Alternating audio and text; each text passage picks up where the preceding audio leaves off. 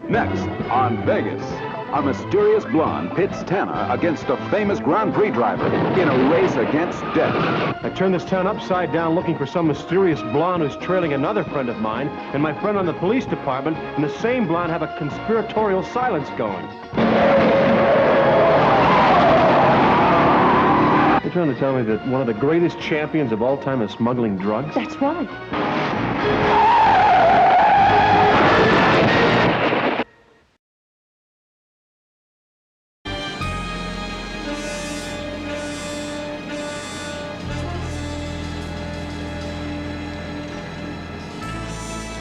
Looks like you're keeping busy, kid. Here's the money. I'll get back to you with the details. I'm through. I'm not gonna buy any more cars for you. I can't take the chance. Hold it. The auction is 2 days from now. I don't think it'd be wise to back out on me now. Feds have been nosing around here, and I don't like it. I can't take that chance. I got a good thing here in this garage, and I don't want to blow it. Look, it's my money that keeps you in this greaseball. And as far as the Fed's concerned, he's no longer around. You hear me? But you're not listening. Nothing you can say is gonna change my mind. I'm through, that's it. Look, we've been a lot together. Why don't you take a walk? I don't believe it. Well, State, fearless mechanic. All those years in the pits with Formula Ones ripping in and out, and you're scared. Yeah, I'm scared. Scared of facing a 10-year rap like anybody else.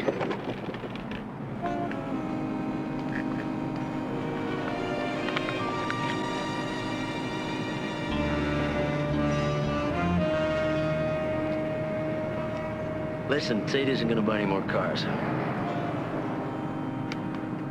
I thought you told me he was your boy.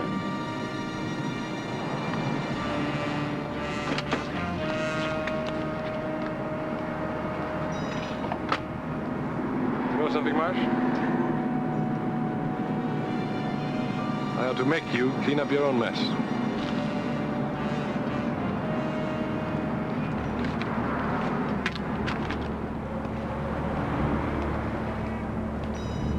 Mr. Tate, I'd very much like to talk to you. You unfortunately picked the wrong time and the wrong people to change your mind.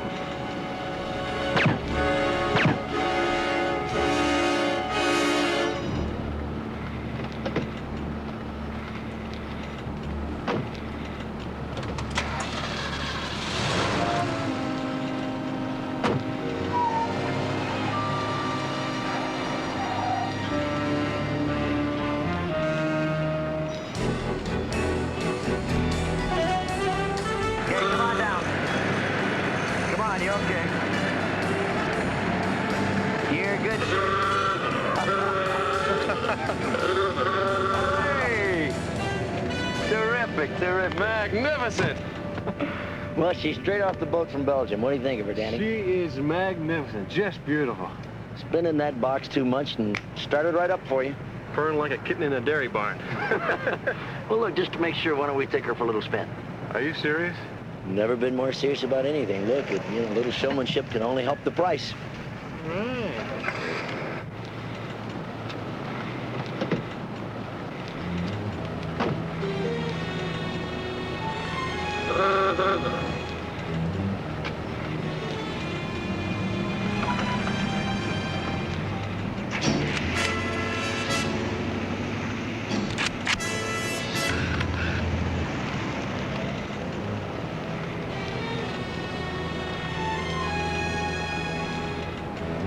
Hey, you're looking a lot better than last time I saw you in Dallas at the Classic Car Show. Well, just a little clean living. Good, clean living, no? Oh, well, we're gonna do all we can in the next couple of days at aging you a little bit, okay? You got yourself a deal, pal.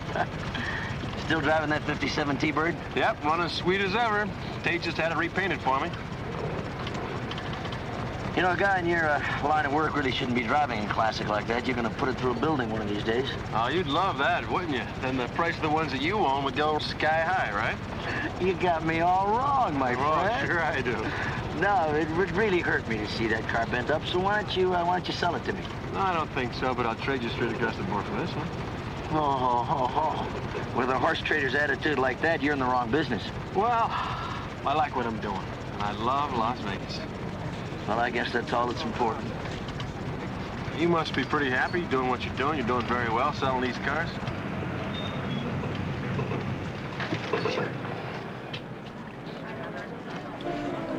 Well, it pays the rent.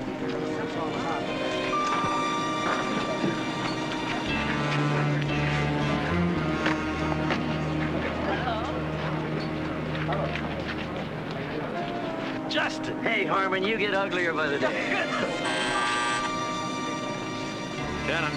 Hi, I couldn't get you on the car phone. B, I've been driving a dream. What's up? Lieutenant Nelson just called. He wants you to meet him at Tate's garage. He says it's urgent. On my way.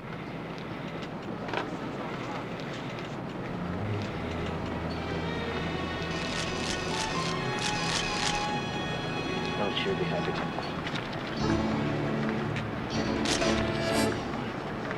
Listen, partner, I gotta take off. Where you headed for? I got a little business to take care of. Well, look, I'm gonna check into the DI and find some clean socks, and why don't you give me a call there later? All right, you got it. Okay? See you later. Take care. Hey, how's it going?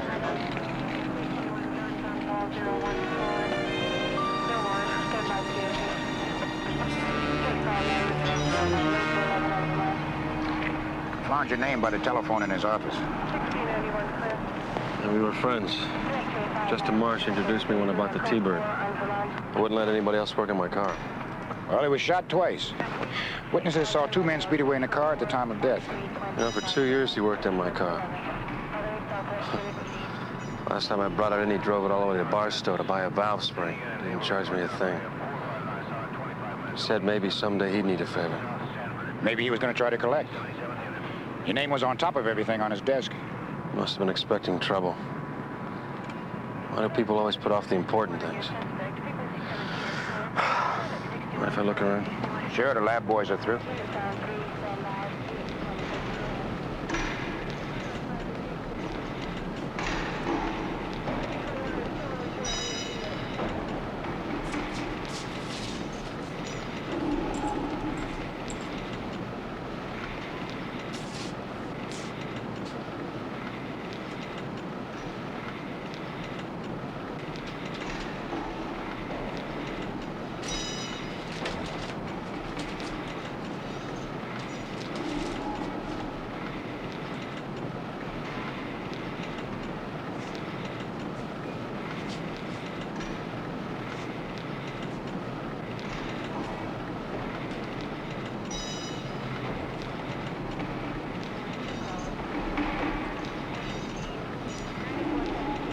Tate's bought some pretty expensive cars. I wonder if this is what he wanted to talk to me about. You will keep me posted.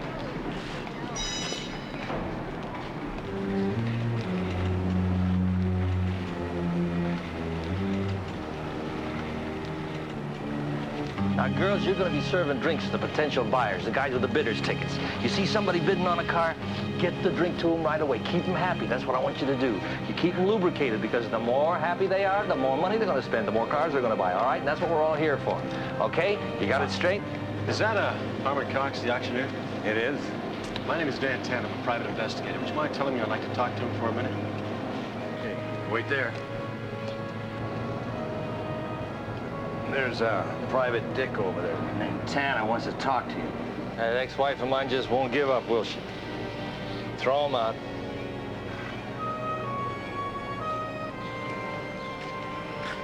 The boss wants us to throw him out.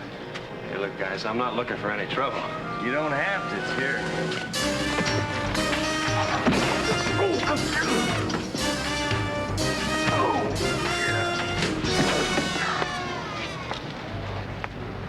You got a light? I don't smoke. Somehow that figured. Well, my ex-wife's hiring better help these days. Okay, give me the summons. I'm no paper carrier, Mr. Cox. I want to talk about a friend of mine, Wells Tate. Wells Tate.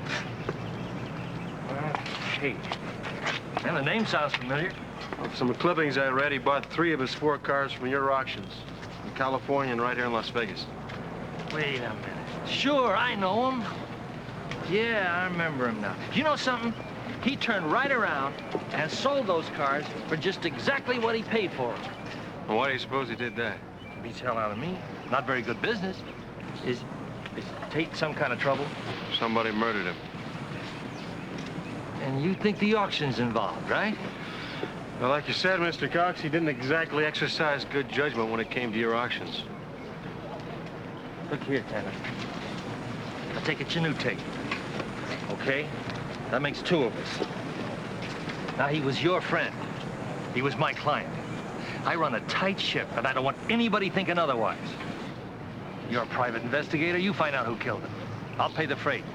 And if it's got something to do with my auction, I want to know about it. Get yourself a deal, Mr. Cox. But I don't pull any punches. I wouldn't have it any other way. Nice doing business with you, Mr. Tanna. Tell me something. Those guys aren't really Texans, are they?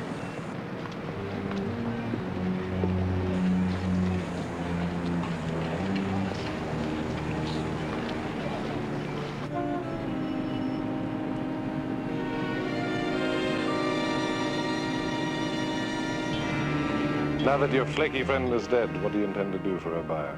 You worry too much. I'll take care of it. I'll give you till tomorrow afternoon to work it out.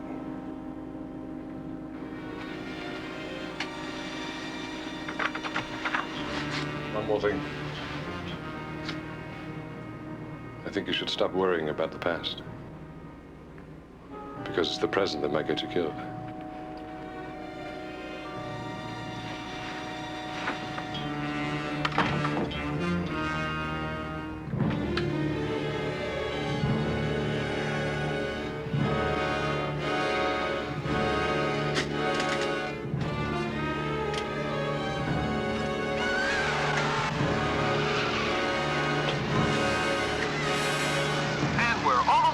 Of the 1974 French Grand Prix, ladies and gentlemen. And what a race it's been on this warm, sunny afternoon in the south of France. It's been a non-stop battle for first place between two of the giants in the Grand Prix circuit, Justin Marsh and Bobby Reynolds.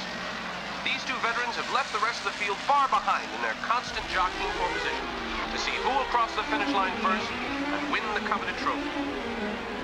And now Justin Marsh leads by inches as they come out of the hairpin turn and accelerate into the straightaway. But wait! Look! Marsh and Reynolds have locked wheels in the straightaway, and Marsh's car is burst into flames!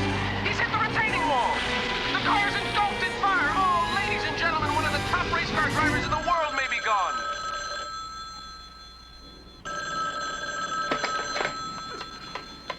Hello. Justin, it's Dan. I'm sorry it took so long getting back to you, but it's been a real heavy day. No, that's all right, Danny. I was just trying to beat the jet lag. Listen, how about some dinner? Yeah, that's great. You name it. 8 o'clock? You got it. I'll see you there. All righty. Okay.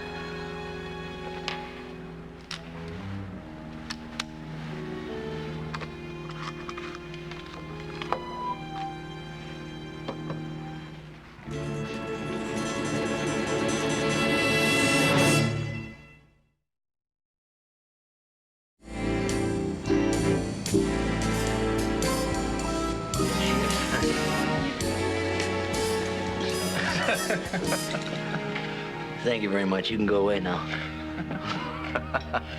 You are the worst. I never change. You know that. Listen, so how's Janet? I see she still doesn't like to travel with you. You don't get out a whole hell of a lot, do you? Janet and I got divorced 2 years ago. I hear she's gonna get married pretty soon to some real estate salesman. Sorry, I didn't. Ah, come on. You know how I am, Dan. I like my freedom for openers. And Janet's a great girl, a lot of class, and she really deserves a lot better than me. I mean, all I could ever give her was see after the 500, after Daytona, after the Grand Prix. Listen to me, I'm rambling on like a schoolboy. Hey, cheers. You got it.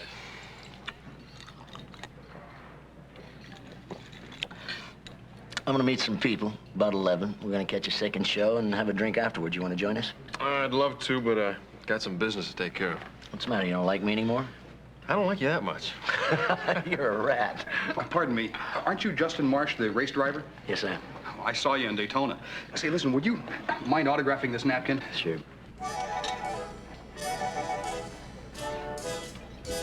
Where are you going? Be right back. Relax. My brother-in-law. Who is it? What's his name? Hi. Didn't I see you this morning taking pictures of Justin Marsh, right? Mind telling me why? Well, some men are worthy of attention. My name is Tanna. My friends call me Dan. I suppose that keeps them from confusing you with Bob or Fred. Is that right, Mr. Tanna? I know you'd love for me to join you, but I've made other plans.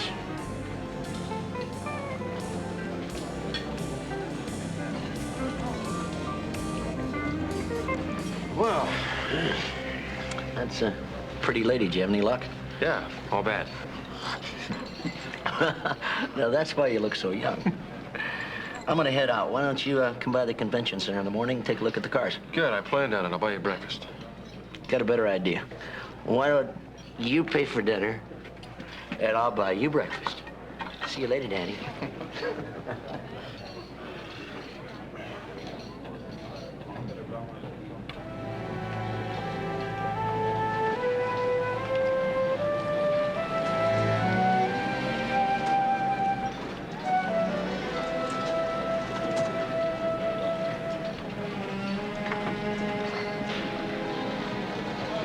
Remember me? My name is Dan. I thought I made it clear, Mr. Tanna, that I am not interested. Well, I think you are. First the auto show, then dinner, now following Marsh towards the exit. Look, if you don't leave me alone, I am going to call a cop. Be my guest.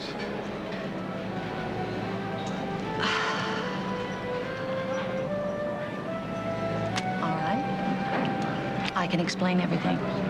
But, you think maybe we could do it over a drink? Absolutely.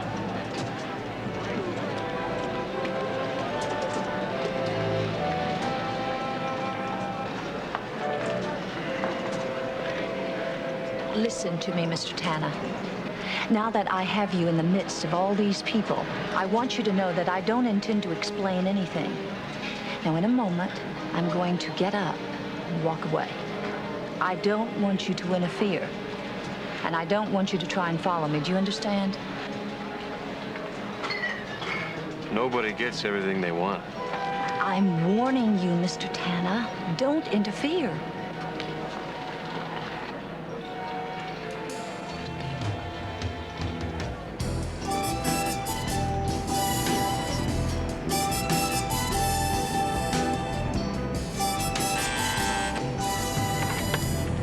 Tanna. Dan, it's B. I've been trying to reach you. Binzer's in the Raffles bar. He found the blonde that got away from you last night. She's in room 906. Thanks, B. I'm on my way to the Desert Inn right now.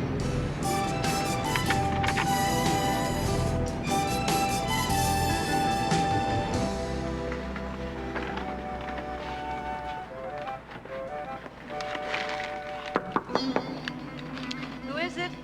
Bellman. Oh, how beautiful. Oh, thank you.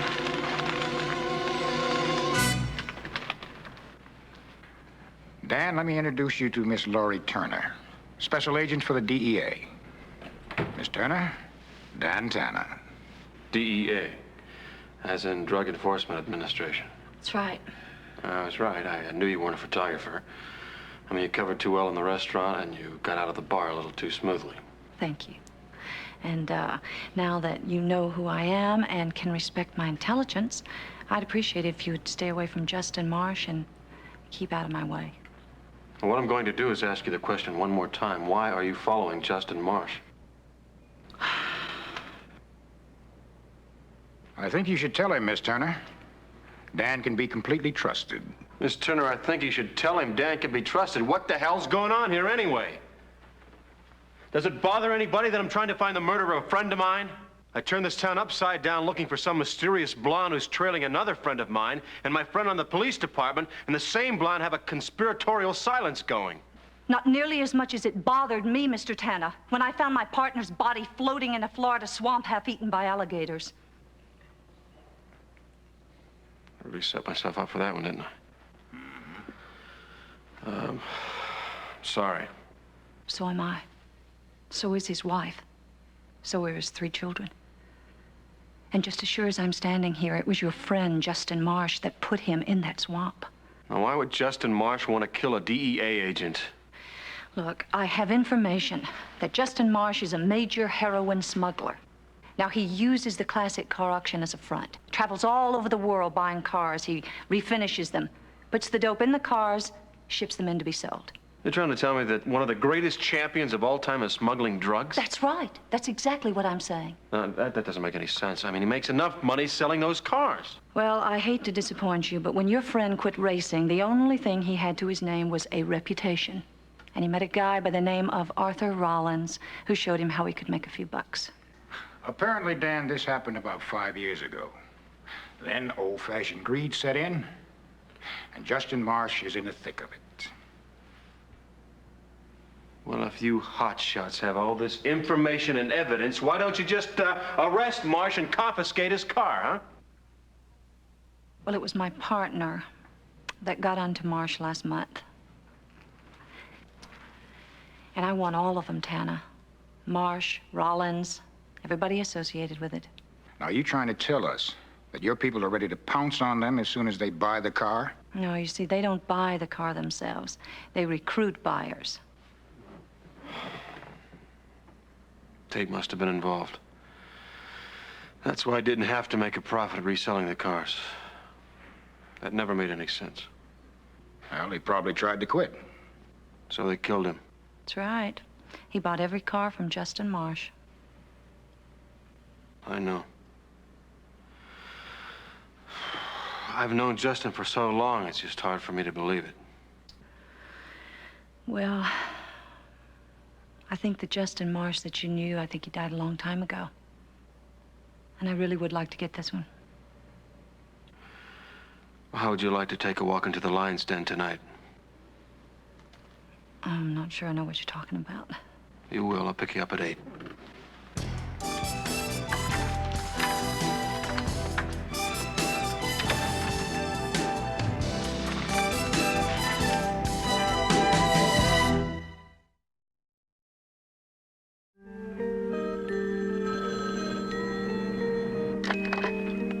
Tanna Investigations. B, I want you to check out a few things for me. Fire away. First, I want you to check on Justin Marsh's finances for the last 5 years. Your friend, Justin Marsh? Yep. And then call Mary at the State Department, see if you can get a record of his travels. Can I ask you what this is all about? I'm just double-checking someone's information. For them? No, for myself.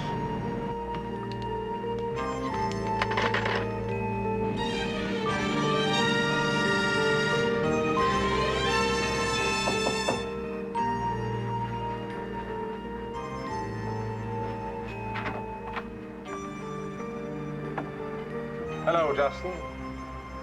Just stopping by to remind you that it is time to find a buyer. Well, if worse comes to worse, Rollins, we can always use one of your gorillas.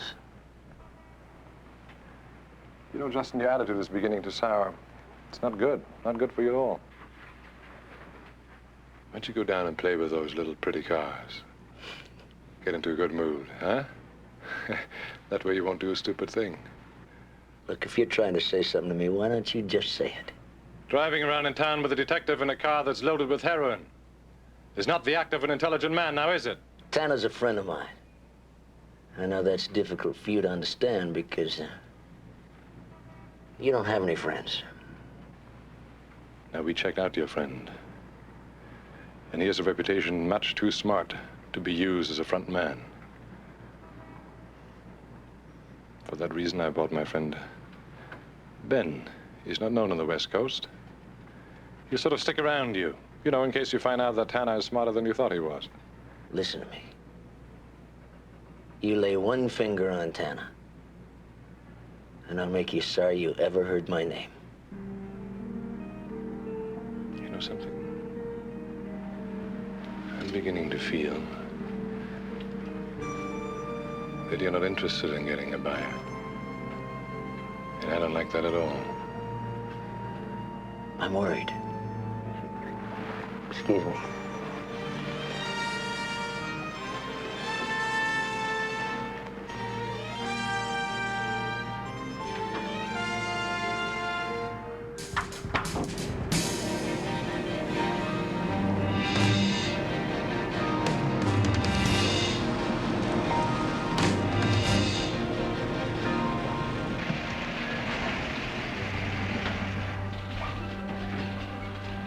How's it going? I thought race car drivers made a lot of money. Well, some do and some don't. Justin Marsh was $50,000 in debt when he quit driving. What? He was a world champion. I thought he retired with a race car full of money. No, but it didn't take him long. A year after he quit, he was worth $230,000. You've been working. What about now? $700,000. Holy mackerel. Hey, you just got here. Where are you going? Go talk to a rich ex-race car driver.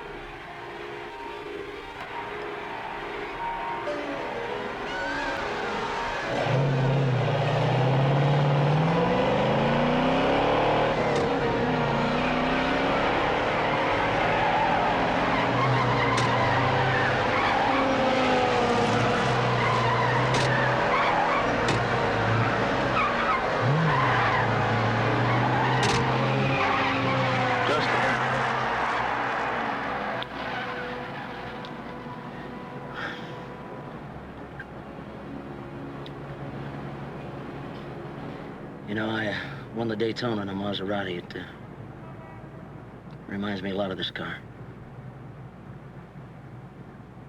That was the year that Damon Sims got killed.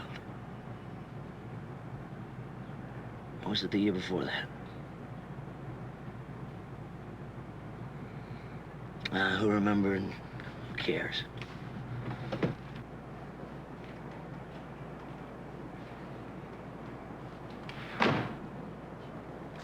You know, Danny, I was always sure I was going to die behind the wheel. When that didn't happen, now I find myself selling these damn things. Well, I've heard that selling can be dangerous, too. What do you mean by that? Well, our old buddy Tate, he bought 4 of your cars, resold them without a penny's profit, and now he's dead. You really don't think I had anything to do with that? Did you?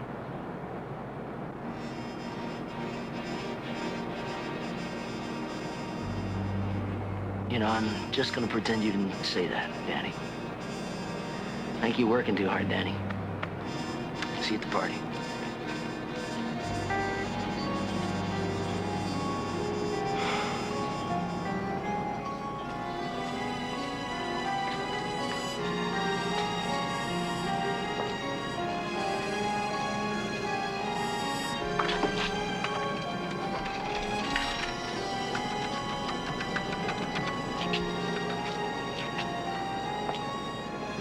Yeah, it's me. That private cop in Marsh just had an interesting conversation. I'm not going to play 20 questions with you. What is it? Well, I'd say the two just finished playing a little word game with each other. And I think Tanna suspects everything. All right, now you listen to me. Tanner's going to be at the party tonight. I want it to be his last. You got that? Right.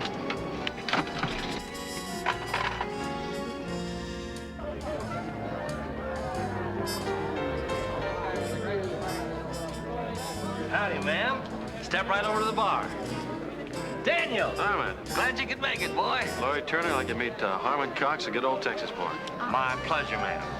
I'll take this lovely lady over there and get her a drink of bubbly. All right. I'll catch up with you later. Doc! You're welcome. Two, please. Well, well, well. There he is. You saw that race? Well, that was truly one of Jimmy Clark's better races. Why don't you go join the party? I'll bring the champagne.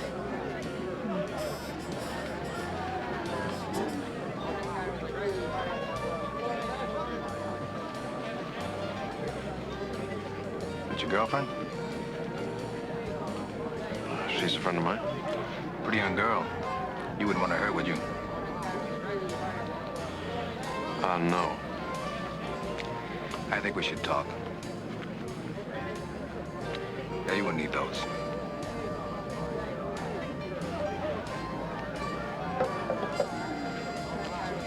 This way.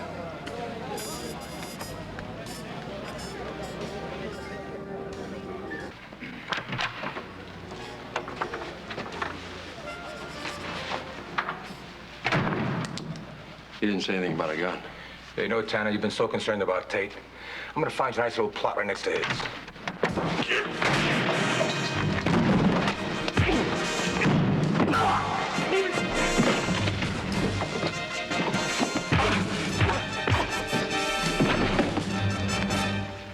I didn't think you were paying attention. Well, actually, I wasn't. See, I was looking for the powder room.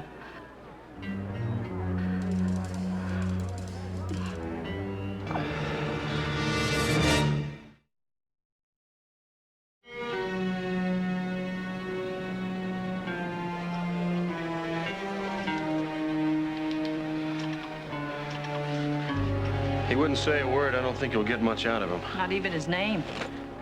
Well, I'll just have to take him down to Metro and see if his fingerprints are more talkative. Look, let me know if you get an ID on him. Where will you be? Mingling with the guests. Oh. Shall we? It was one of those hot, humid days that you could only get in Monte Carlo. I come racing into the pits and complaining about how hot it was, and my mechanic says, well, why don't you take off your pants? Well, we were running fourth place. It didn't matter. I knew I wasn't going to win, so I took my pants off, climbed back in the car, go back out on the track, and all of a sudden... You know, despite the evidence, I still can't believe Justin's involved. I'm here to finish line.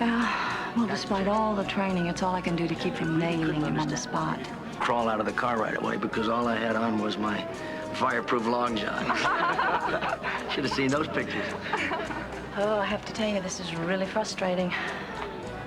There are 2 pounds of pure heroin hidden somewhere in that old Lincoln. $3 million if it hits the streets. So what's your plan? Well, if I was small enough, I'd go over to the exhibit area, just sort of slide right into the exhaust pipe, stay there until the car was delivered from the dummy buyer to the dope dealer. Don't you think it'd be a better idea if they came to us? Sure I do. Think maybe I should run an ad in the paper? I mean, I could say something like, drug enforcement agent seeks companionship with dope dealer. Call such and such. No, I think it's about time you made a phone call to your rich uncle.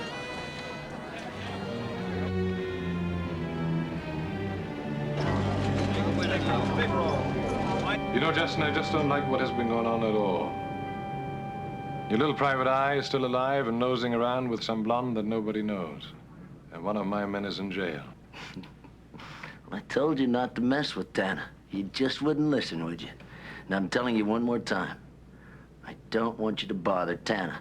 You know something? You need a psychiatrist. You seem to have a terribly false sense of security about you.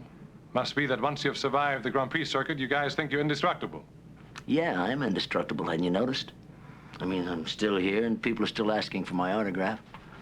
Justin, do you think they still would ask you for your autograph? If they knew what you were really doing for a living? They won't find out. I pray they won't, Justin. Now, have you found a buyer for the car? You haven't been looking. And you won't look.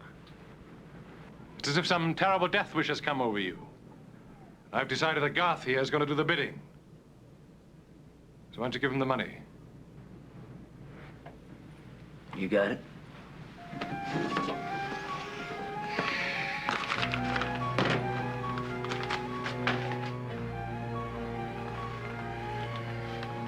There's $90,000 there.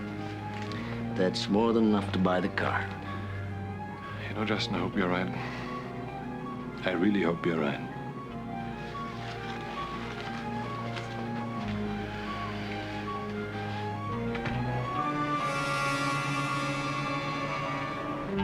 Okay, thank you. The messenger left the airport 20 minutes ago. Typical bureaucracy. You probably got lost. Okay, B, call the Desert Inn and leave a message for Harmon Cox. If anyone asks, the blonde with Tanna is a Texas millionaire's daughter. How about that? Right away. All right, the Lincoln goes on sale in 15 minutes. I want you to get over there and keep the bidding going, all right? Like that? Like what? She's right. Just change your clothes and get over there right away. All of a sudden, you don't like my clothes? I like your clothes, but nobody's gonna believe that you can afford to buy a classic car dress like that. Now, just get going, all right? Excuse me, Mr. Fashion Maven.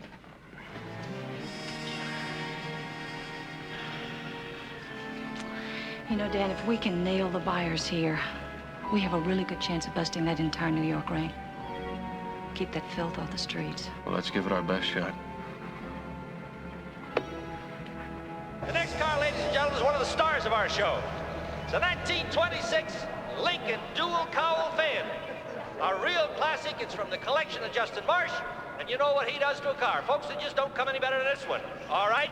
Let's open the bidding, please. What do you want to bid on this beautiful Lincoln? Want to bid about $50,000. $50,000 to open. Anybody want to bid 50? Anybody want to bid 50? 20, thank you very much. Now 30. 30, 31, 31, 31, 30, 30, 30, 30, 30, 30,000. That's sir, thank you very much. 30,000, now I'm looking for 35,000. 35, 35, 35, 5, 35, 5. Thank you. 35, and now 40,000. 40,000, 40,000, 4, 4, 4, get a 4, get a 4, get a 4, 4, get a 4, 4, 40, 40,000. Thank you very much, 40,000. Now 45. 45,000, 45, 45, 45. 41. 41. Now, why didn't I think of that? 41, I'm looking for 45. 45, 45, 45, 45, 45. Anybody 45 anywhere? Anybody want to bid 45? Anybody want to bid 45? Thank you very much. And now 50,000. And now 50. Yes, sir. $50,000? 46. 46. All right, we'll do it your way. 46,000, and I'm looking for 50. 46, I'm looking for... Well, your arm with your Uncle Samuel's money. Go get him. 50,000, thank you. Now 60,000. 6. Give me a 6, give me a 6, give me a 6, 6, give me a 6. Anywhere 60,000, 60,000. 56. 56, now 60, 60, 60, 61, 66. 60. Thank you very much. 60, now 65, 65, 65, 65, 65. Anywhere 65? Yes, 65. 65 right there. Now you're catching on. All right. Now 70,000. 70, 71, 77, 77, 77, 77, 70,000. Now you got it. 70, and this is where we should have started on this car. 70, 75, 75, 75, 75, 75, 75, anybody 75, 75. 75! 75. Now 80,000. Give me the bidding code. This is fabulous. I got it to 75. Will you knock it off? We're here now. We'll keep the bidding going, okay? 80,000, 80. Yeah. Now 85,000. 85, yes, 85,000. Now 90. $90,000. Who's going to bid a 9, 9, give me a 9, give me a 9, 9, 9, give me a 9, give me a 9. Yes, 90,000. Now 95. $95,000. 95, yes, 95,000. Now, anybody 96? 90, 96, 96, 96. How about 100? How about 100,000? Anybody else? Going once at 95? Going twice? Sold the car right there, 95,000. Thank you. See you later. All right.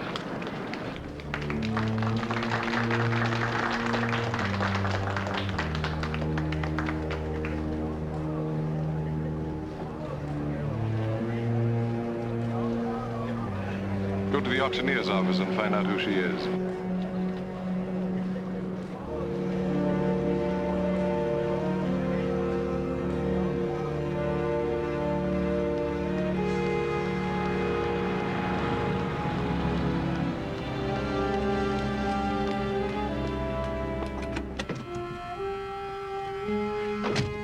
What'd you find out about her? They said she's some Texas millionaire's daughter. She's staying at the first home at the Desert Inn Country Club. Let's get over there right now.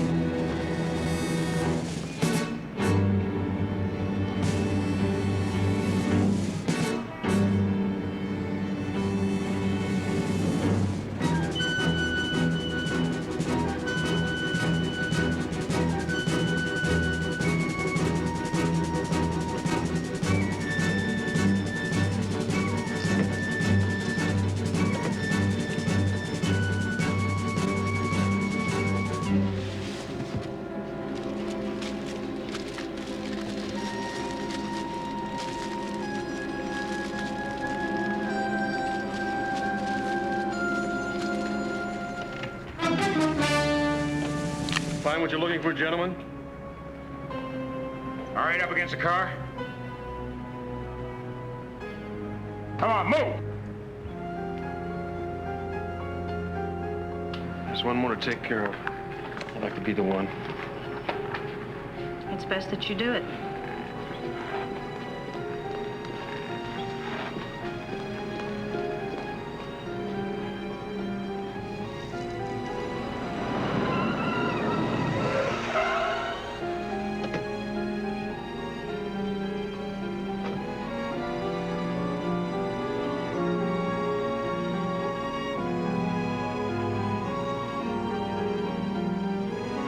Why? Why'd you do it, Justin? They told me, they showed me the evidence. But I wouldn't believe them. You were the champion. You had it all. The glory, the excitement, the money. Yeah, I also had the pain, Danny. You know what kind of pain I'm talking about? After the last accident, the kind of pain that you wake up screaming in the middle of the night, your body half crushed. Yes, I was a great champion. I had all the glory. But that ended. The pain didn't. Don't give me some hype about your pain. You're making a fortune smuggling drugs. Destroying the lives of people you don't even know. There's only two things that make you a champion, Danny. Winning and money.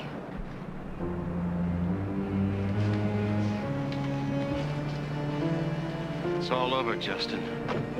Not yet, Danny. Almost. But not yet.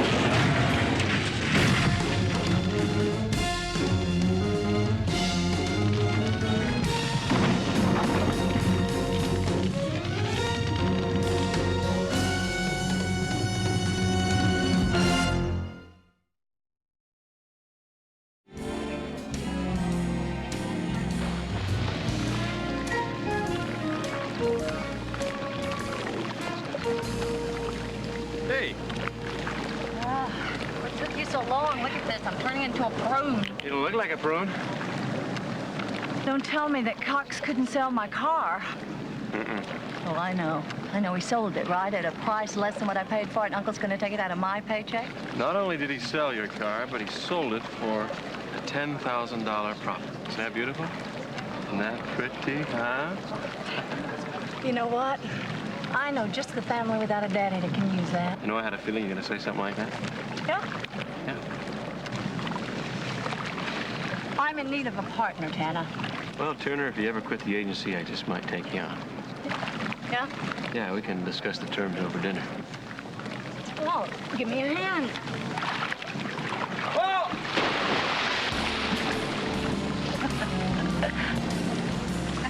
Hey! Oh, very good.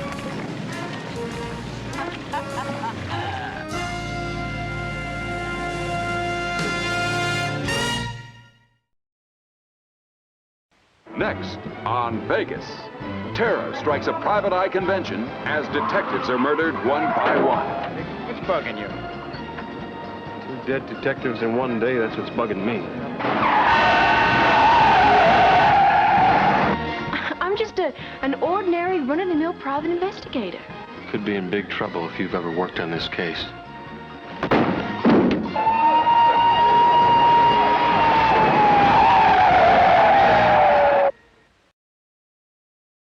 It's just beautiful. I love it. Well, you chose it, Miss Silverton. So you're stuck with it for the rest of our lives. You know, I was beginning to wonder if you were ever going to get around to giving me one. Oh, you were you? Well, I just wanted to get you an engagement ring with loads of diamonds. Oh, it's just because you're closing a big case and you're going to have a lot of money doesn't mean that you should... We are going to have a lot of money. The detective business is looking up. I've been grinding away on this case for almost 2 years now. Oh, this case. When are you going to tell me about this case? I can't, honey. It's confidential. Maybe someday. Or some night when Chicago is snowed in and snuggled up next to a fireplace. I'll tell you a real mystery story with a twist ending.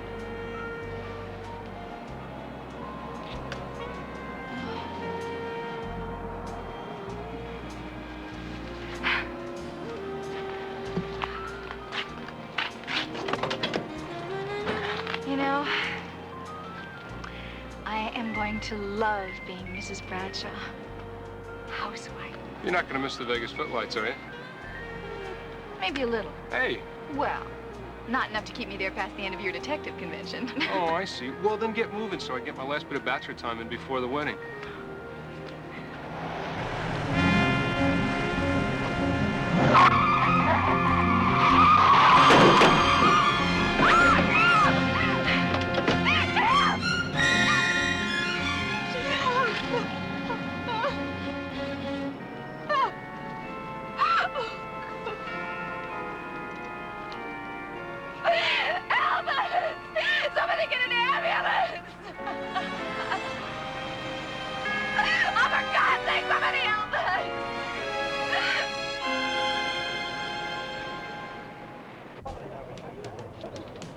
Detectives who have not yet registered for the Private Eye Convention, please report to the Paradise Room.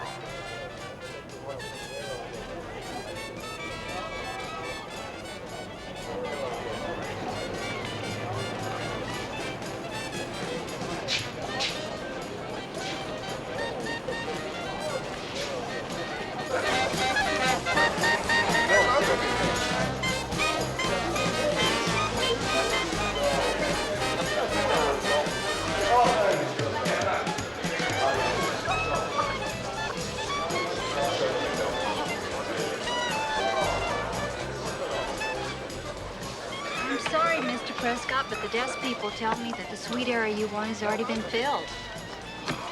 Well, that's okay. I'll just spend less time in my room and more time out where I should be, getting the jump on my competition. We'll start with dinner tonight. 7 okay with you? Now, wait a minute before you answer. I'm from Los Angeles. I serve only the finest wine, Californian, of course.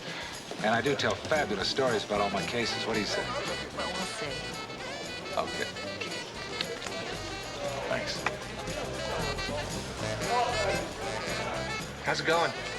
Normal. I've had 3 propositions, 2 proposals, and a chance to get adopted. That was... Yeah, I'm still smiling, and the host is still hosting. Nice, nice.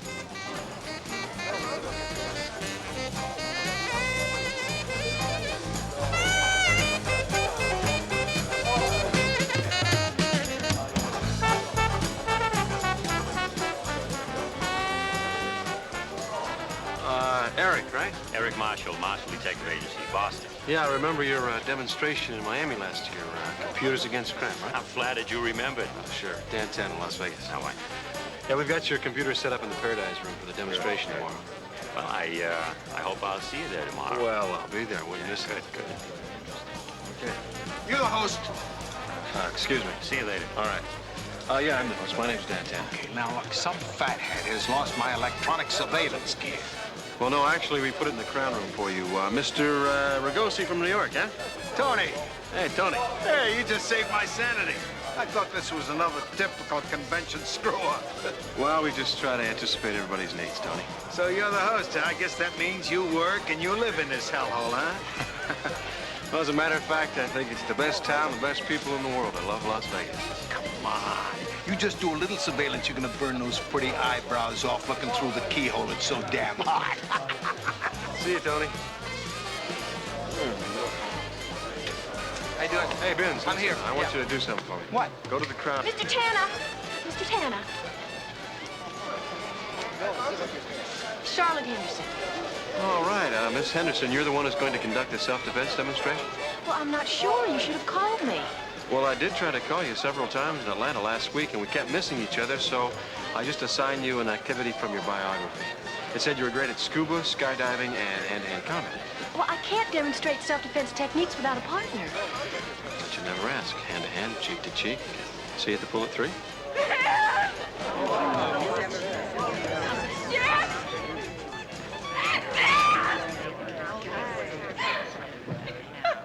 What happened? What's the matter? He's dead. It's okay. Okay, listen. Vince, you take care of things up here? Fine. Folks, could we go back to registering, please? Ben. He was gonna give the firearms demonstration. I talked to him this morning. They were getting married. Come on.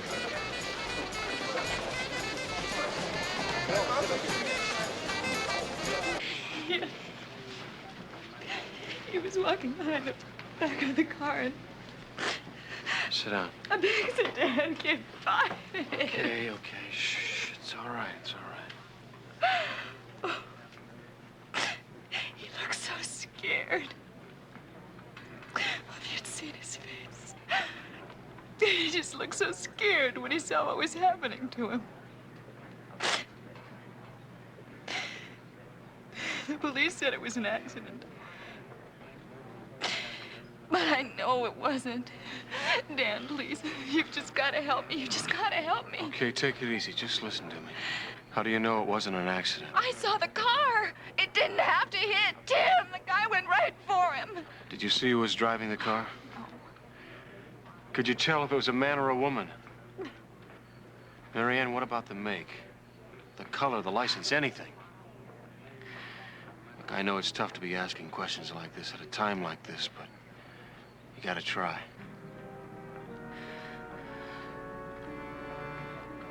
Maybe it was a Buick. I don't know. Tim was a detective. He was working on a very important case. And somebody wanted to kill him. And I want to know who, and I want to know why. Dan, look.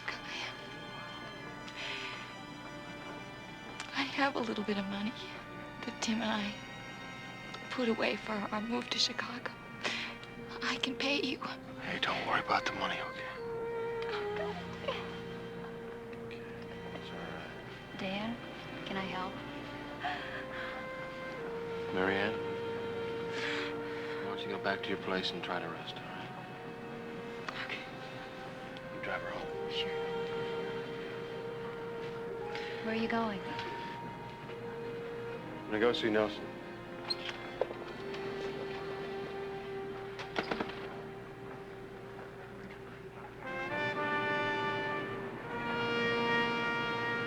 Dave, I'm telling you, Mary Ann said it wasn't an accident. Do you know how many conventions are in town now? What does that got to do with it? Booze, parties, whoopee time. There are over 5,000 revelers out there. Now, the driver could have been drunk. It was a typical hit and run. Dave, I've known Mary Ann for a long time. If she thought it was an accident, she wouldn't have asked for my help. All right. I questioned 5 witnesses. They all said the car was out of control. Did you get a description of the driver? Probably a man. But it all happened too fast.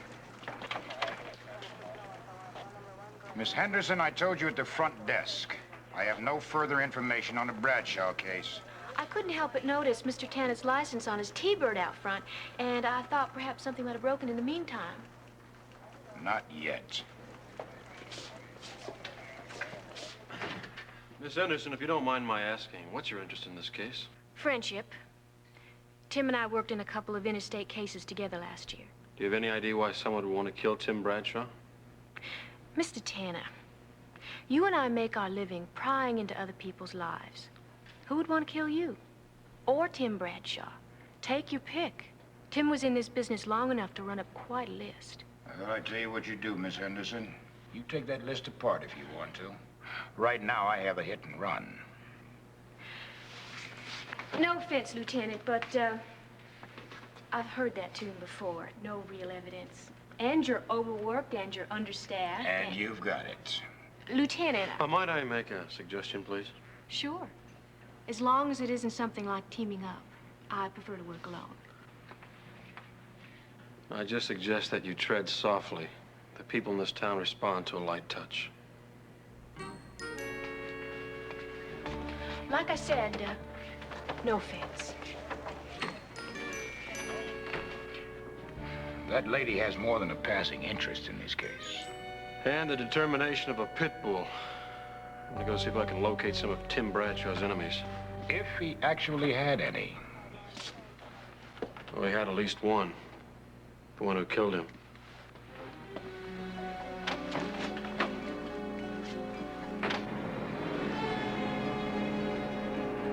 Well, how'd you get into it?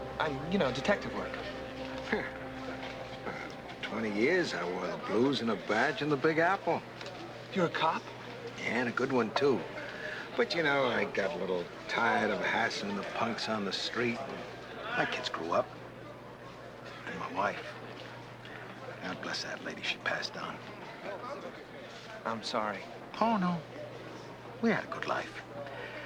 But then my ticker wasn't as good as it used to be, and I had to decide. I had to decide either to retire or hang up an investigator's shingle. I gotta get that. Private Investigators Convention. Binzer speaking. Binzer, can you get free from the convention for a few minutes? Yeah, I think so. Everybody's going to demonstrations or lectures in a few minutes. Okay, I want you to call Chicago and arrange for Tim Bradshaw's case files to be sent to Las Vegas on the next flight. Dan, shame on you. Those are confidential. No one's going to release those to you. Of course they won't. That's why I want you to contact Vincent Colby. You'll find him in my telephone directory under Vinny the Fly. Vinny the Fly? Someone you met at charm school? Why's he got a name like that? Never seen a fly walk up a wall? Dan, is this guy a burglar? Just tell him what I need and he'll take care of the rest. Okay, where are you going to be if I need you? Well, I'll be at the pool picking up some tips on self-defense. Bye-bye.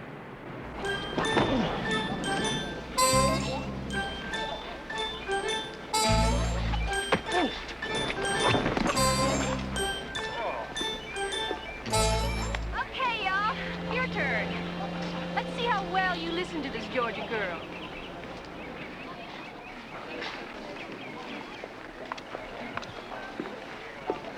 Attack! Circle defense! Did I get a chance to try my hand at something other than a fall? Well, you volunteered to be my partner for this demonstration.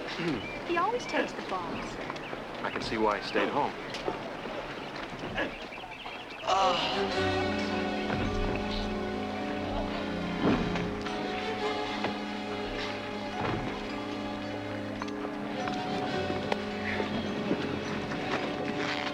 CPR? Yeah, go.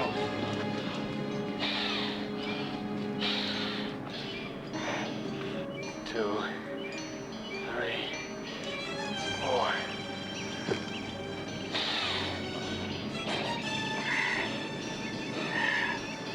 It's no use.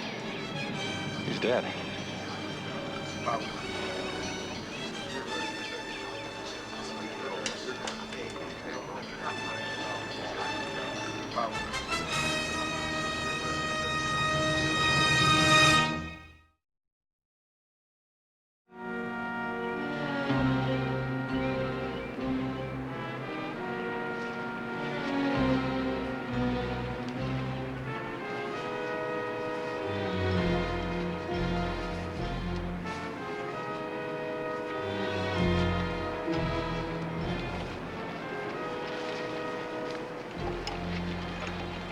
I did a little research once on job hazards.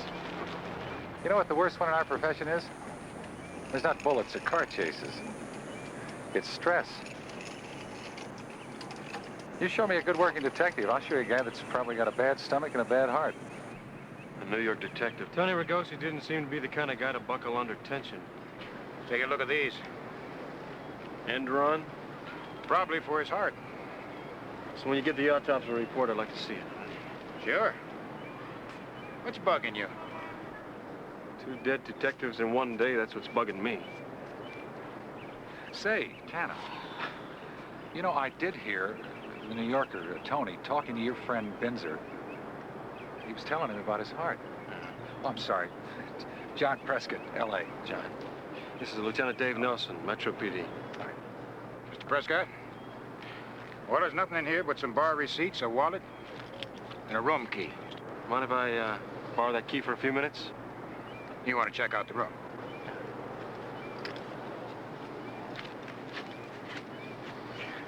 Mr. Prescott, you were the closest one to Mr. Ragosi when he collapsed. I'll need a statement from you later. Where can you be reached? In the bar. I think I'm going to indulge my work hazard and have a stiff one. I also think I'll have one for my New York friend, Tony. I'll see you. Yeah.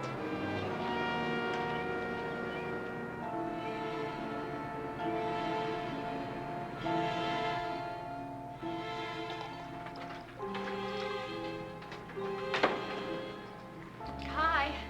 Hey. What are you doing back here? Well, Mary Ann wanted to work so she could keep her mind off of Tim's death. I thought maybe I could help you here. You can. B, there was a detective at the convention. His name was Tony Ragosi. Find out if he made any calls from the DI, where he ate, with whom, what time. I thought our case was with Tim Bradshaw. What's with this Ragosi? He's dead. Dead. Dan, what's going on? I don't know, B, but I'm going to find out. I'm going to talk to Mary Ann at the Trop. Maybe she's settled down enough to tell me something.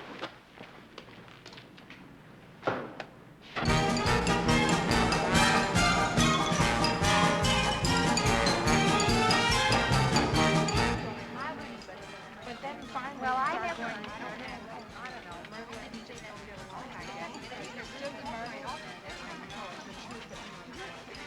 5 minutes, hon.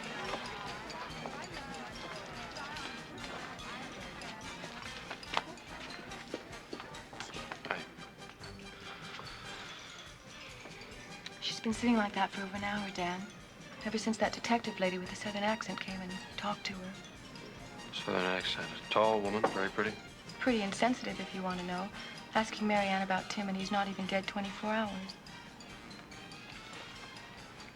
Make her go home, Dan. Yeah, take care.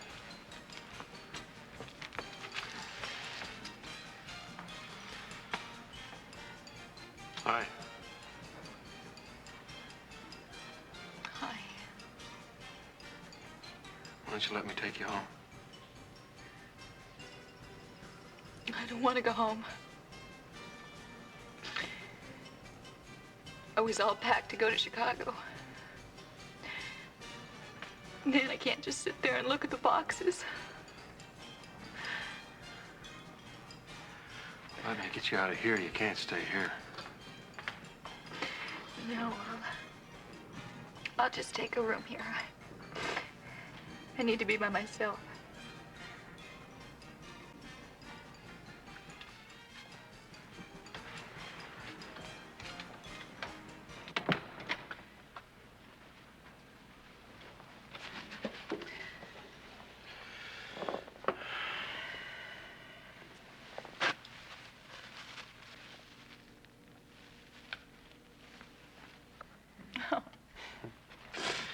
Charlotte Henderson come to see you tonight.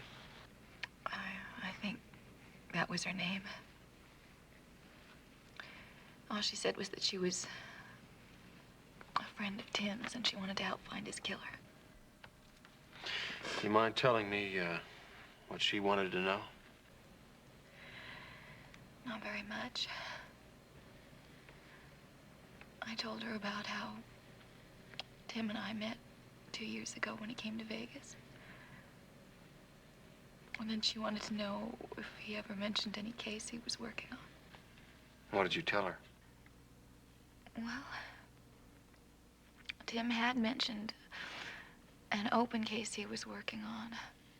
He wouldn't tell me anything about it, but he was almost close to solving it. Did she mention a man named Tony Rigosi? No.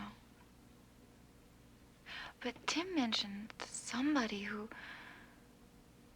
was going to be in big trouble or something as soon as he told his client what he'd learned.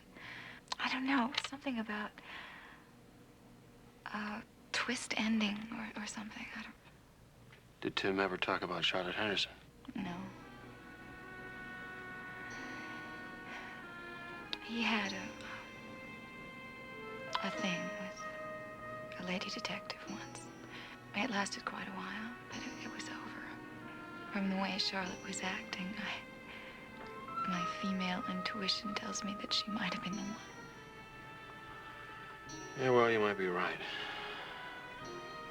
She's certainly putting her all into this case. Tomorrow is the day we were supposed to get married. Who killed him, Dad? Tell me, Dad, who? I don't know. But I promise you this, I'll find out. Oh, please.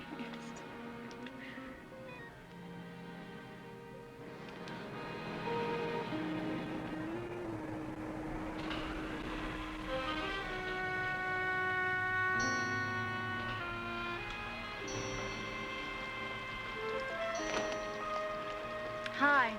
How's Marianne? Well, she's a very classy lady, hanging in there all the way. The autopsy report come in? Yeah, Nelson called it in 15 minutes after I talked to you. I figured it'd wait till you got home. Then it was a heart attack. Yeah. Helped along by a stomach full of amphetamines. Listen, you tell me why a smart ex-cop who knows he has a heart problem is taking speed. Binzer, you don't have to yell. It's nothing. I talked to this guy at the convention. He was a nice guy. I liked him, that's all. Well, maybe somebody helped him along, huh? Well, what'd you find out about Rogosi's activities? Not a whole lot. I talked to the chief operator at the Desert Inn. Rigosi made 2 phone calls to a Julian Dietrich in Ann Arbor, Michigan. Julian Dietrich? Of Dietrich International Steel Corporation? He owns half the blast furnaces in Michigan. What's he need a detective for? Well, I don't know why he needs one now, but 3 years ago, his son was kidnapped. That's right. His 24-year-old son. I remember reading it in the paper. They took him all over the country before the father finally paid the ransom. Yeah, the kidnappers had him in 6 or 7 different cities before he was released unharmed. How much did they get? $5 million. Never recovered. Oh. Wasn't there some sort of scandal where people thought that the son rigged the whole kidnapping? Yeah, but nothing ever came of it. Oh, by the way, somebody's been asking about Rigosi's calls, and they say they're working for Dan Tanna. A man or a woman? I don't know. The operator that took the call went off duty for the night. Okay, get back to her. Tell her I'd like to talk to her. You get on this Dietrich thing. Find out what was so important that Rigosi called him twice in Michigan, all right? Okay. I'm sorry I yelled before.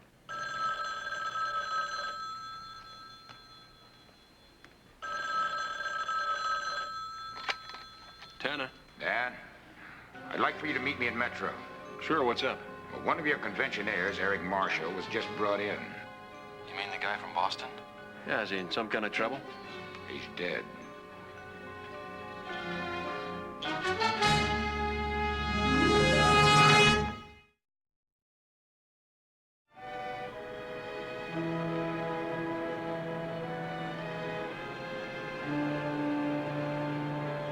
So what's the story on Eric Marshall? Another accident-prone private detective? Thank you, Don. No, I'm not going to buy it on this one, Don. 3 dead private investigators is more than a coincidence. Eric Marshall, Boston-bred lawyer who turned investigator. He worked for society, jet setters, and even other lawyers. And he was also one of the highest-paid men in his country. That is, until last night when he took a dip in the pool. So what did the coroner have to say about the drowning? Eric Marshall never knew what happened to him. When he hit that water, he was 200 proof. Smashed out of his gourd. Well, I'm glad to see I'm not the only one Lieutenant Nelson dragged out of bed. Sorry I had to do it, Mr. Prescott. But recent events make whatever happened to Mr. Ragosi, about which you know, doubly important. Oh, look, I'm kidding. I want to be any help I can. I'll you to conduct your business. Thanks for coming down, John. Hey, we're all in this together, right? Sorry to say, everybody does not believe the way that you do. Miss Henderson. I'd like to talk to you. About what? About Mary Ann Silverton. What about her? Well, you paid her a little visit tonight, and after you finished, she was a basket case. I know, and I was sorry about it. I was only trying to get some information on Tim. I told her I'd take her home, but she wouldn't go. Now, look, she doesn't need 2 private investigators coming at her. Are you telling me to stay out of it? No, but I'm telling you that she hired me because I'm her friend, and I don't want her hassled. Well, I was more than Tim Bradshaw's friend for a long time. Only he can't answer my questions, and he can't hire me either. So I'm just going to have to muddle my way through, hassles or no hassles. Then for heaven's sake, let's stop stepping on each other's toes and work together. I suppose that'll open your lieutenant friend's files for me? Dave Nelson helps when he can without breaking the law. Well, I'm sorry, Mr. Tanner, but I believe in the bird in the hand school of detective work. I can't afford the luxury of a police lieutenant who will pool his cooperation whenever he feels like it. So, I'll just continue on my own.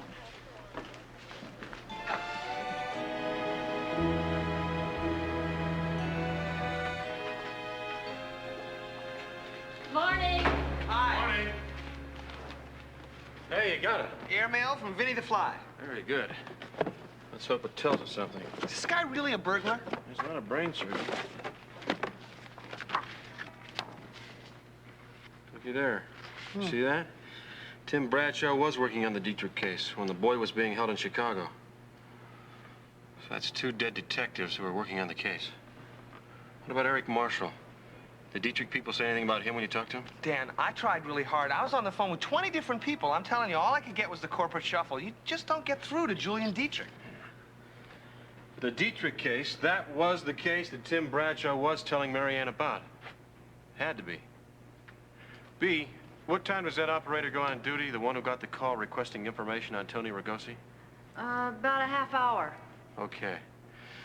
I want you to call Nelson. See if he can exert some official pressure on these Dietrich people. Maybe we can get some information from him, all right? Spencer? My friend, we've got an entire convention full of private detectives who need a host. Can you handle it? As my mother is fond of saying, not to worry. Okay. How about that?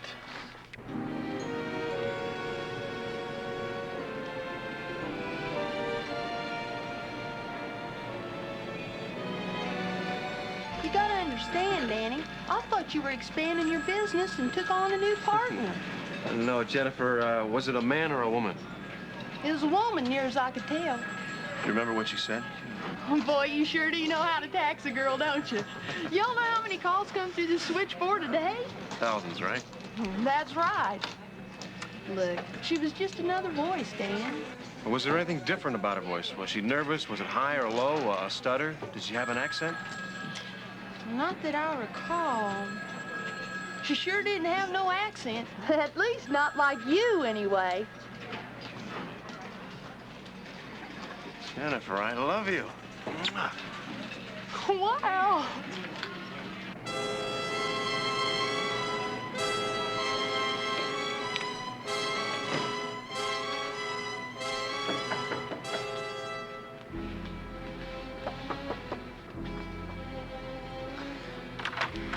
I just came in from the pool and I'm going to take a steam. Your steam will wait.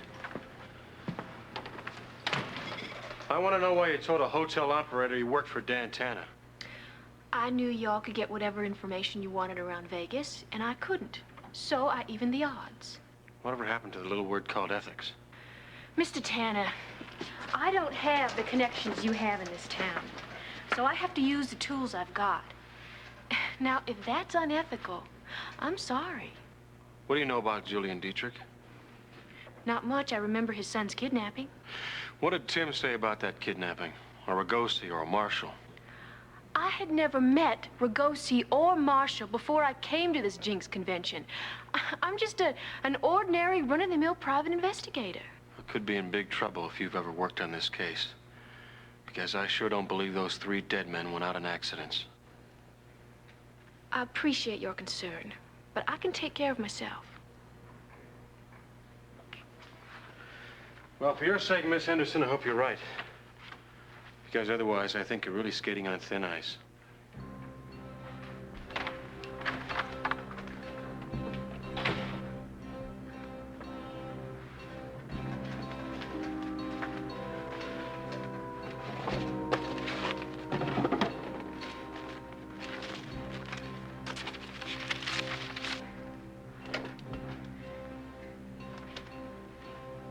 Mr. Prescott, please.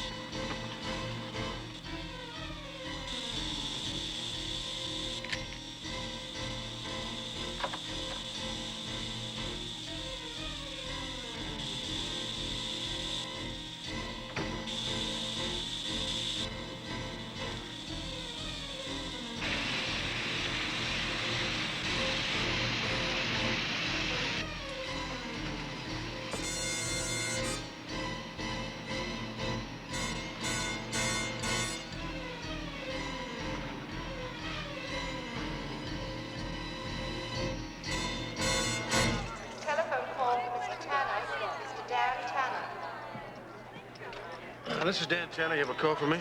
Go ahead, please. I just got off the phone with Julian E. Dietrich. It seems that after his son was returned to him, he offered $1 million reward for information leading to the capture of the kidnappers. So the detectives who were hired originally just kept plugging it along, including Tony Ragosi and Marshall. That's right. Dave, how many cities was the Dietrich boy kept in? 7. 7. So I guess we can assume that there were 4 detectives working on the case besides the 3 who were already killed, right? Dietrich has turned the case over to his company security. That's where it stands as of now. I thought you might be interested in the 7th name on the detective list. Who is it? Your little Southern belle, Charlotte Henderson. I have a telex coming in with information on the others. Okay, I'll talk to you about that later. First, I want to talk to Charlotte Henderson.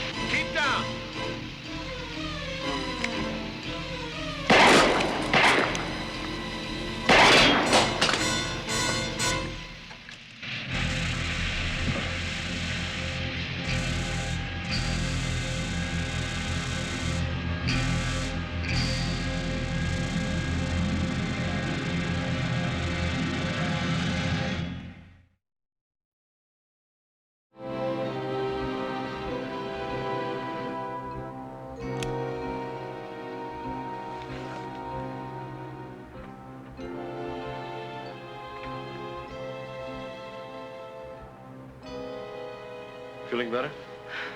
Lucky to be alive. Could have been killed 5 minutes ago. And I don't think it was an accident. Don't you think it's about time you started telling me the truth? I haven't lied. Holding back information is the same thing. Tim and I met on a case 3 years ago. We had a beautiful affair for 2 years. We parted friends. I want very much to find out who killed him. How do I know you're not just trying to get more information so you can collect your $1 million reward for finding Gary Dietrich's kidnappers? I earned that reward. I worked on the case for 2 years and spent every nickel I've got. Did you ever think of pulling your information with the other detectives who worked on the case and splitting the reward? We didn't even know who they were. If there was a break in the case, Dietrich's man kept us all equally informed. Who is Dietrich's man? That I won't tell you. 3 detectives are dead and you don't want to tell me? Mr. Tanna, I don't want you anywhere near my case or the reward. Now, as my daddy used to say, don't let the doorknob hit you on your backside on the way out. You've got to be kidding. You're a target. No, I'm not kidding.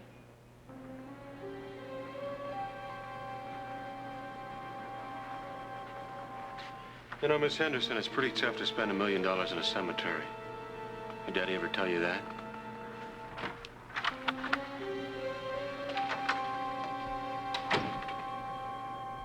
Binzer. Hi.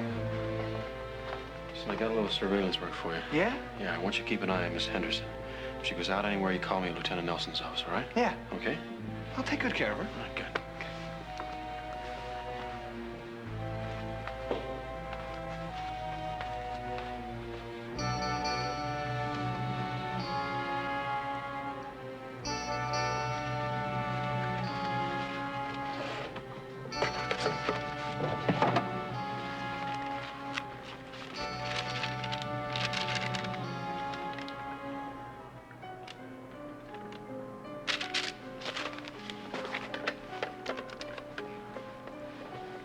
Mr. Prescott, please. Prescott here. Hello, this is Charlotte Henderson. I think I'm on the verge of solving the Dietrich case.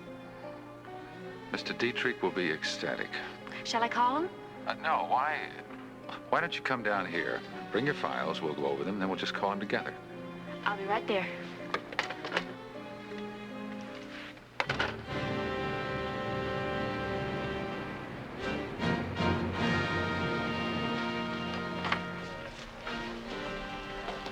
So, one name keeps cropping up in all these reports. Prescott.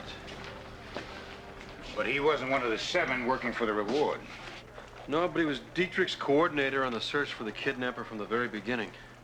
So all the others had to report directly to him. Yeah, Charlotte said that none of the detectives knew what the others were doing. But the one person who knew what everyone was doing close to solving the case was our friend Prescott. Now, wait a minute. Are you saying that Prescott wanted $1 million for himself, and now he's killing off the competition before they cash in? I don't know, Dave. He hasn't tried to cash in yet. But according to this, he was going to get a big fee no matter who solved the case. Doesn't make sense, Dan. It doesn't.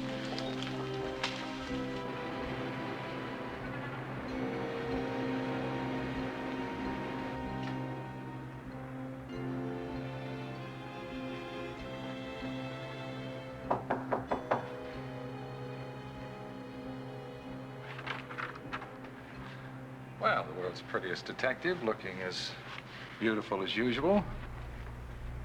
Well, thank you, but I didn't come for your usual flattery. I think I see money signs in those eyes. Must be the Vegas influence. Well, come on, sit down. Sit down, let's see what you've got. I can't sit down, I'm too excited. Do you know that the answer's been staring at us right in the face for over 2 years and we were all too dumb to accept it? What's that? The newspapers were right. It was an inside job. Dietrich's son set the whole thing up himself. We could never find any kidnappers because there weren't any.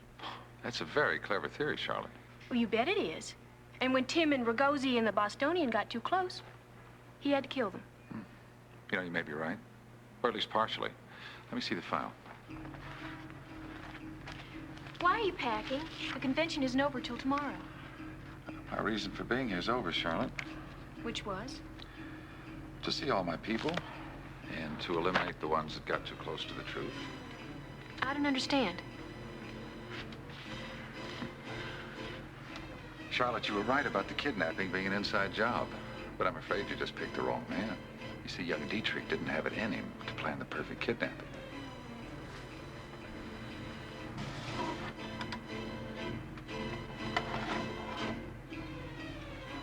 But I did.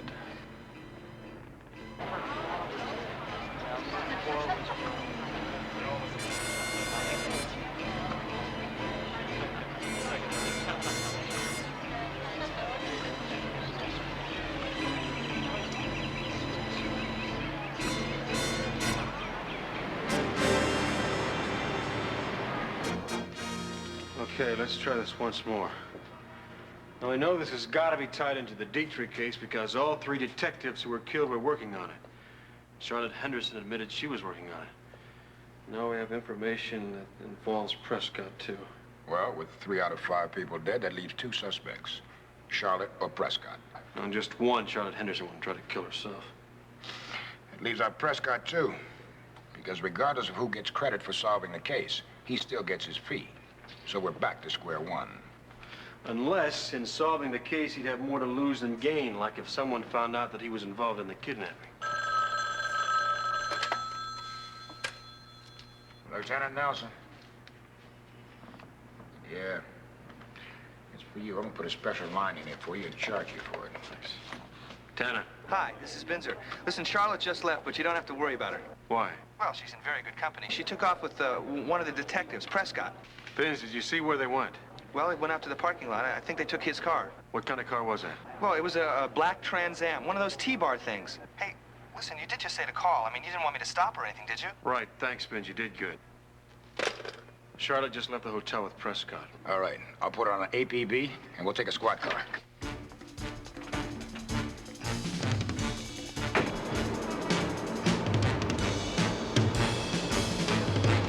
You can't just keep on killing people.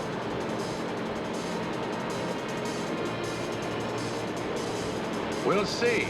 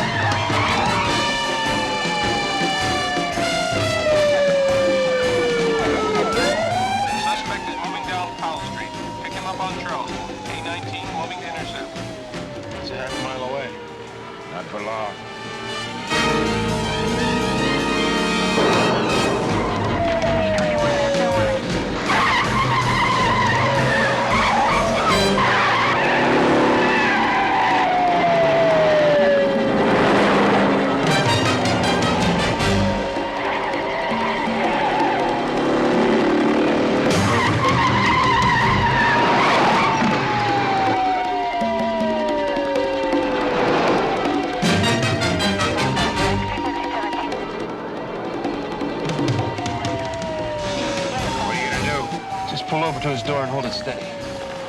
You jump out of this car, you can kill yourself. Just hold it steady.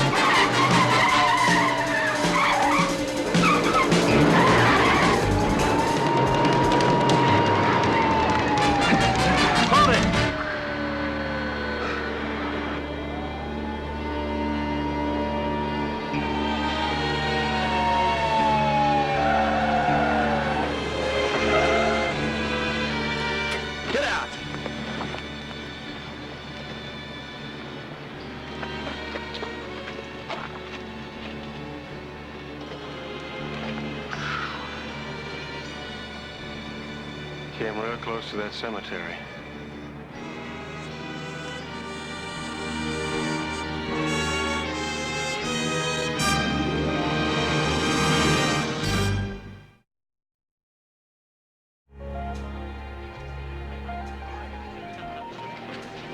See you in Atlanta next year. Computers. You can't program a good detective, can you? No. No, you can't. You can't. You can't.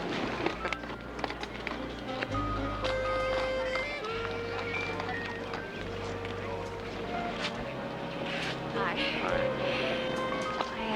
I wanted to drop by on my way to rehearsal to thank you. And to give you a check. Marianne, as host of the convention, it was my responsibility to find out what happened to Tim. You don't owe me a thing. Oh, no, Dan, I insist. It's only fair. Now, what's fair is you allowing me to do this because we're friends. He's right, you know. Thank you. It's good to have a friend.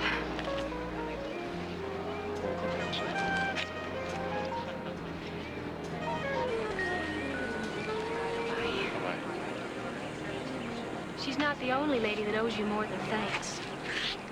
You know, you're a pretty good private eye, Mr. Tanna. You saved my life. And you helped solve the case. I'd like to offer you 10% of the reward money. That's very generous, Miss Henderson, but I can't accept that. You're a good detective. You earned that money. You know, the convention's in Atlanta next year. Yeah, I know. Maybe y'all could come down and we could be partners again. But only if it doesn't involve me falling down a lot.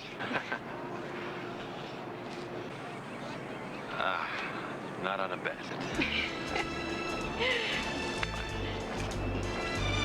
You just gave up $100,000. That would have paid so many bills. Yeah, I know. Oh. Let's go commiserate over a couple of belts in the raffles bar.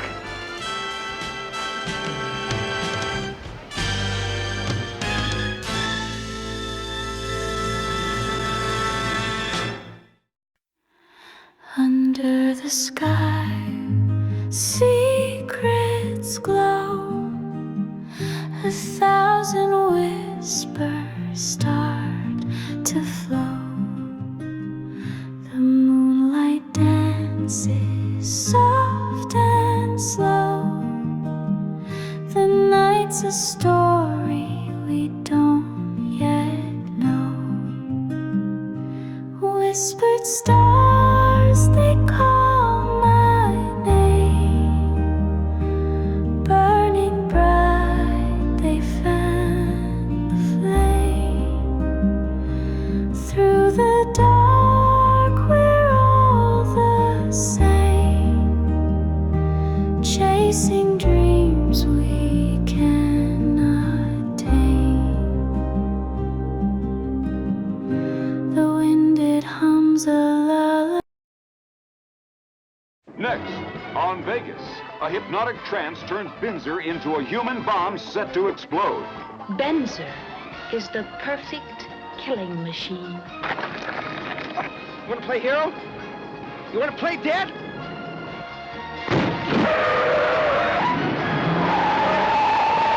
You made that bomb.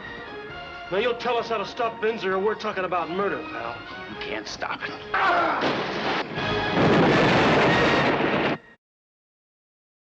Tell me about the enemy. I have to eliminate the enemy before they kill Dan. That is your duty. All these weeks that we have worked together have revealed your true strength of character. You're very strong. You're ready. You'll need a gun. Here's the gun. Today you must steal what you need. You don't like to steal, but it's to save your friend's life. No one must get in your way, or you'll use the gun. Yes. Whenever you hear the word superstar, you will obey without hesitation. In a moment, you will walk out of this room. You will have no memory of our meetings. You will have no memory of me. And when you have followed my instructions for today, you will return to your normal self, fully refreshed, and await further instructions. Do you understand? I understand. Then you are excused, superstar.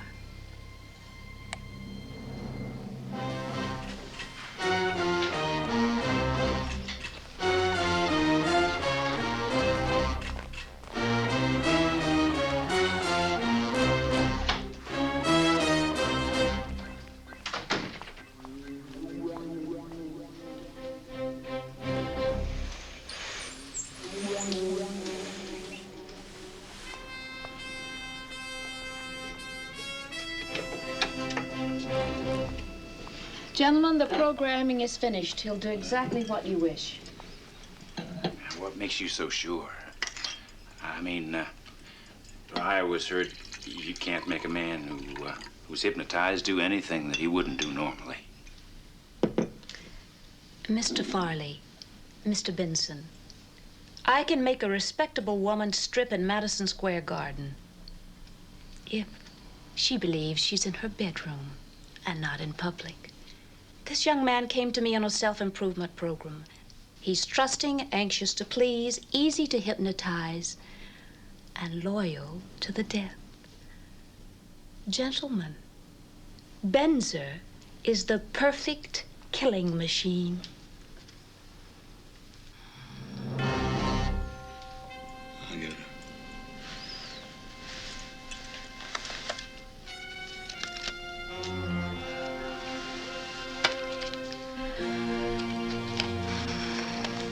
Cheers. B, any word on Benzer? No, nothing, Dan. Well, he was supposed to fill in the DI pool for the last 2 days. He didn't show up yesterday, and nobody's seen him this morning yet.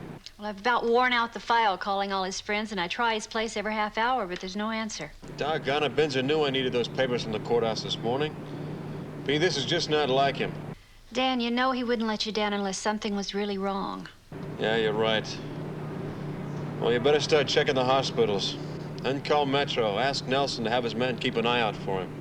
Okay, are you coming in? No, I'm gonna try a long shot. If you need me, I'll be at the convention center. Basketball practice. Oh, that's right, the championships tomorrow. Now, you know Benzer's not going to miss that. Right. Let's just hope he's bench warming a little early, huh? I hope so. Bye-bye. Talk to you later.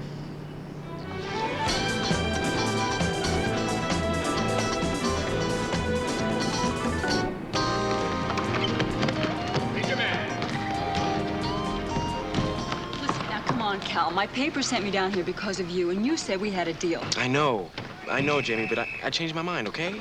Cal, you're copping out. When you called me in L.A., you said you knew. You definitely knew who was trying to fix the game. So I was mistaken. Oh, Cal, I get it. You decided to take the Bucks and miss a couple of baskets. They got to you. Hey, nobody got to me. Just have second thoughts, that's all. Listen, Cal, you can give me what I need to nail those point shavers to the wall and set it on fire. Without you, all I've got is a bunch of words on a page that don't add up to a bit of evidence. Come on, man, don't chicken out on me. Hey, now listen, lady. I'm the #1 draft pick, numero uno. I can make myself $500,000, maybe more when I turn pro. You think I'm gonna waste that kind of future on some sports column expose that could wind up being my obituary? Come on, drive there, come on.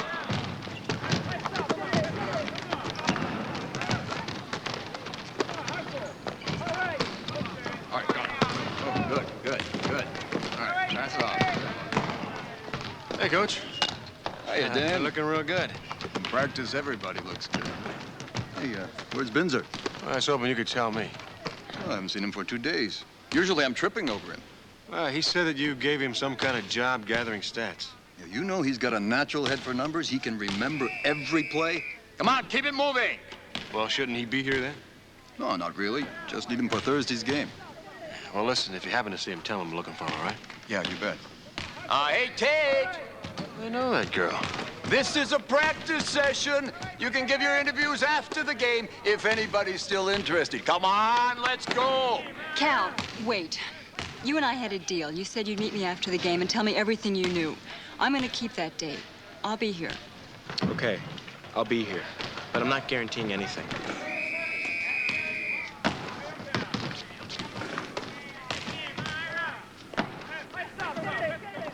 Hey, Jamie. Dad! You look great. What a nice surprise. How's the detective business? That's going all right. What are you doing in Las Vegas? Well, I thought I was on a story, but looks like I struck out. Well, maybe that'll work out nicely for me. For a change, I won't have a deadline as a rival.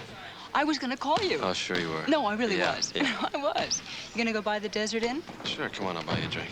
No, I'll buy. I'm a liberated woman. The paper gave me an expense account.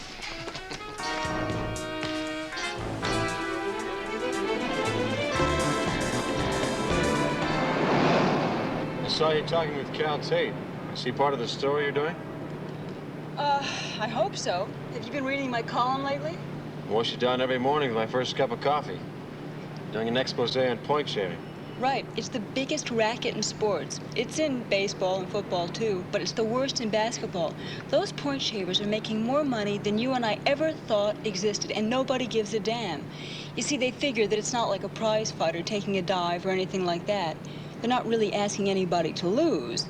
They're just asking you to kind of miss a field goal or fumble a pass and cut down the score, that's all. And the high point men are still the heroes, and the point shavers get rich, right? Right. And Cal Tate was approached. He called me in L.A. and he said that he had the names and he had the faces to go with him. And now he's reneging? Right. Why? Religion. The boy just became a devout coward. Tanna. Dan, Dave. One of our officers thinks he spotted Benzer's car at the Vegas Village Shopping Center about 5 minutes ago. Thanks, Dave. I owe you one. When's the last time you took count? Bye-bye, Dave. Bye, Dan. Hang on. Oh, you still do this? Well, Ben's has been adrift for a couple of days, and I've been trying to track him down. You slow down. What'll a couple of minutes do? Don't worry, just close your eyes. Like I do.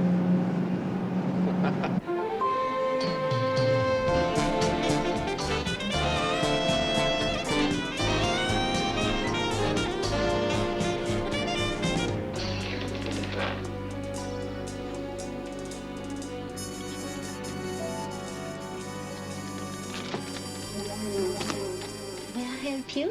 I'd like a pair of ladies' stockings. Stockings or pantyhose? Stockings, regular stockings. Size and shade? Doesn't make any difference. Well, it might not to you, young man, but I'm sure it would make a difference to the young lady who's going to wear them. It's not for a lady.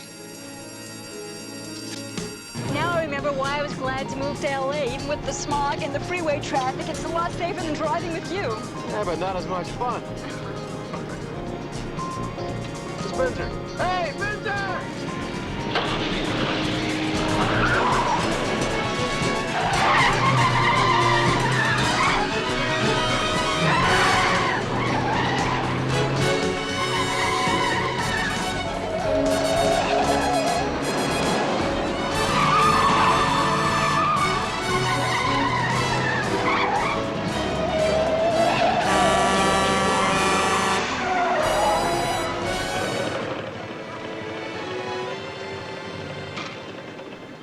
Well, at least we know he's alive. Not for long. The way he's driving is worse than you are. Well, he's got to check into my place sometime today, if only to pick up his paycheck. In that case, let's get that drink. I could use it now more than before. Desert Inn? Yep. Nice and easy this time.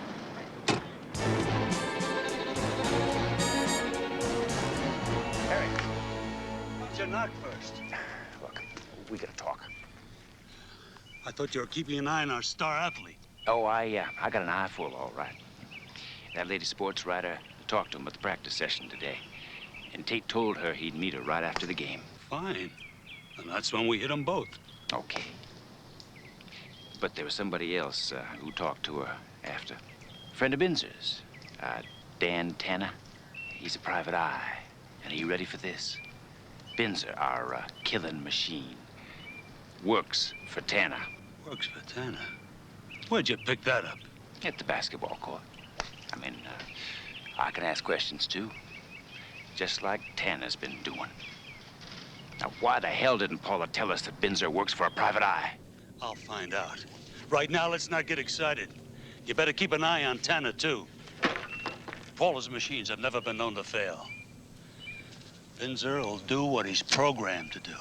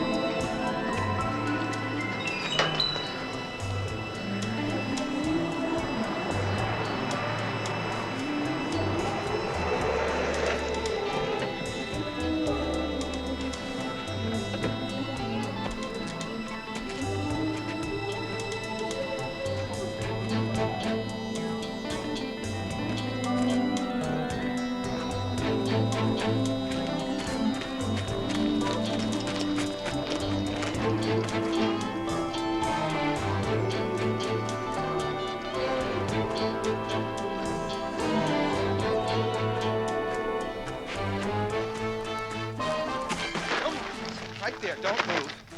Pull your gun out real slow. Drop it on the ground. Real slow. Drop it.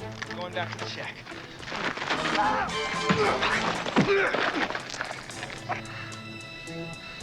want to play hero? You want to play dead? Get up. Get up! Go on. Open the door.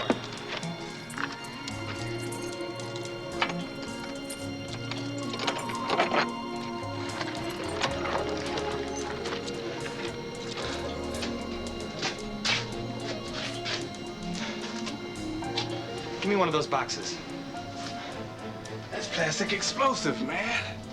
You could blow up half a city block with that stuff. Then be very careful.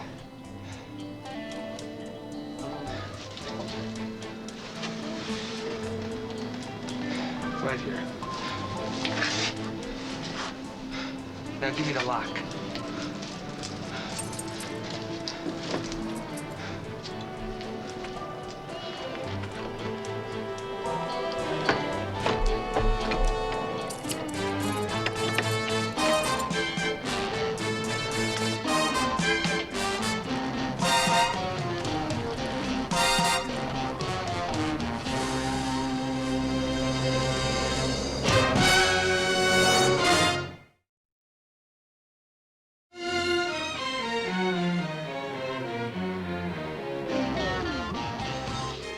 Well, still no answer at Benzer's. Maybe he's out jogging again.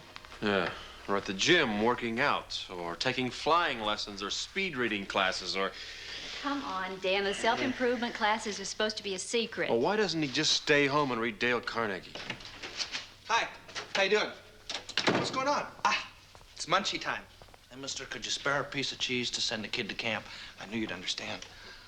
I just,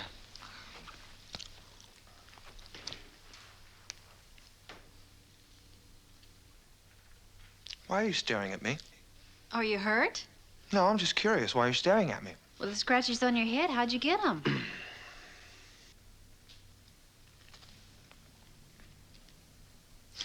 I don't know. I must have hit something. It's funny, because I usually remember pain. Come here, sit down. I want to have a little talk with you. Now, Benzer, your private life is your own business. I mean, it's not our intention to pry into your private life. Is that right, B? That's right, because after all, you used to be part of this organization and a good friend, and good friends rely on each other. Used to be? What's used to be? Benz, we just have one question for you. Where in the hell have you been? I've been filling in at the DI pool. You haven't filled in at the DI pool, and you haven't checked in with us in 2 days. Get out of here. I was here yesterday. Yesterday, Monday. Yesterday was Tuesday. This is Wednesday night. Tomorrow's Thursday, the day of the big basketball game. Game's tomorrow? Tomorrow. It's it hanging out of your pocket.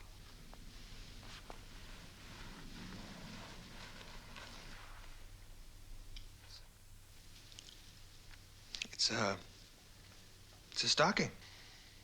Where'd it come from? I don't know. Shame on you, Benzer. Shame on what? I said I don't know where it came from. Benzer, what about the Vegas Village Shopping Center? You were there just a few hours ago. Benz, you almost got hit by a truck. I was following you. You lost me. I don't remember that. What's the last thing you do remember? Leaving the courthouse with the papers you wanted. Yeah, you were supposed to pick them up and deliver them to the airplane. Where are they?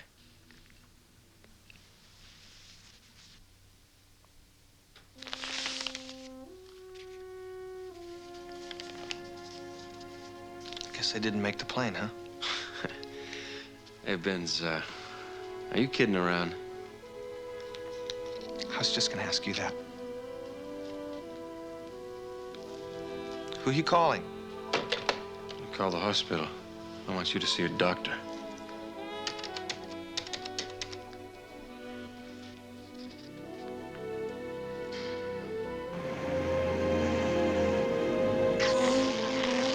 You knew Benzer worked for Tanna? Of course. If he can't even remember ever having seen me, what can he possibly tell Tanna?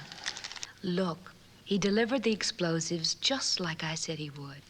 Stole them from the construction site this afternoon and brought them here after dark. Precisely as instructed. How long is it going to take to get this little bag of tricks together? I'll be finished in plenty of time. Gentlemen, I know it's none of my business, but why go to this trouble? Why not just shoot the mark? Because I want to make an example out of Tate and that reporter. I want every athlete in the country to know that anybody who turns us down and then goes to the press or the police isn't going to live to see any playoffs. Now, when they meet after the game tomorrow, it's going to be a little surprise ending to their conversation.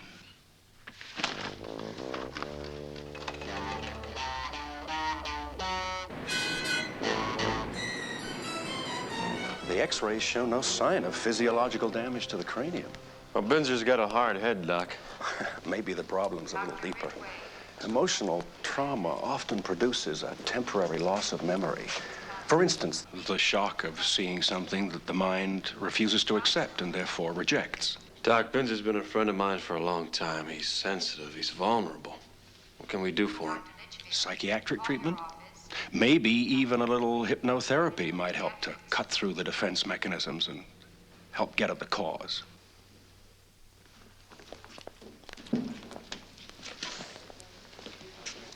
Hi. Hi. Can I get dressed now? I'd like to keep you for a while, for observation. I can't stay. I gotta work at the DI tomorrow. The game's tomorrow. Benzer, what's more important, some dumb basketball game or your health? Dan, that's not even a fair question to ask a doctor. I happen to have 50 riding on this one myself. Look, I think you should stay here. I'll pick you up in the morning. Can I talk to you for a second?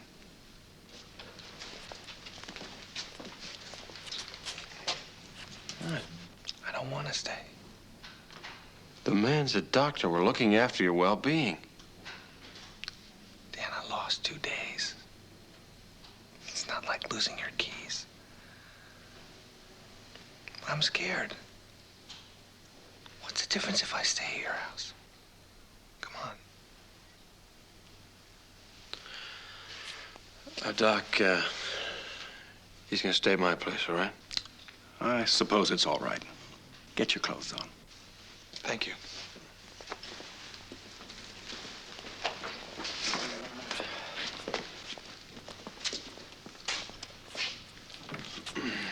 You'll keep an eye on him. Let me know if he develops further symptoms. Sure thing. Oh, and by the way, you don't happen to know how he got that abrasion on his temple? Guess what, Doc? He says he can't remember.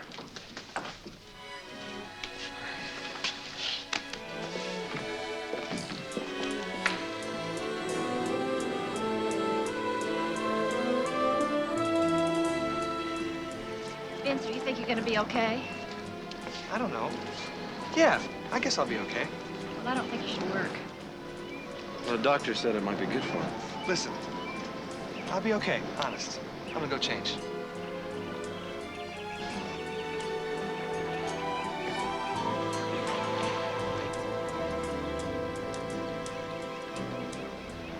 After he's changed, why don't you get Binzer to make a list of the places he normally goes on Mondays and Tuesdays, and you check him out, all right?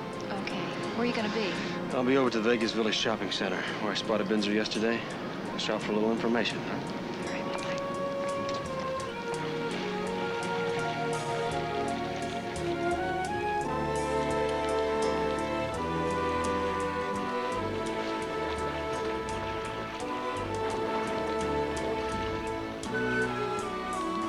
Talk for a second. My name is Tanna. Tanna.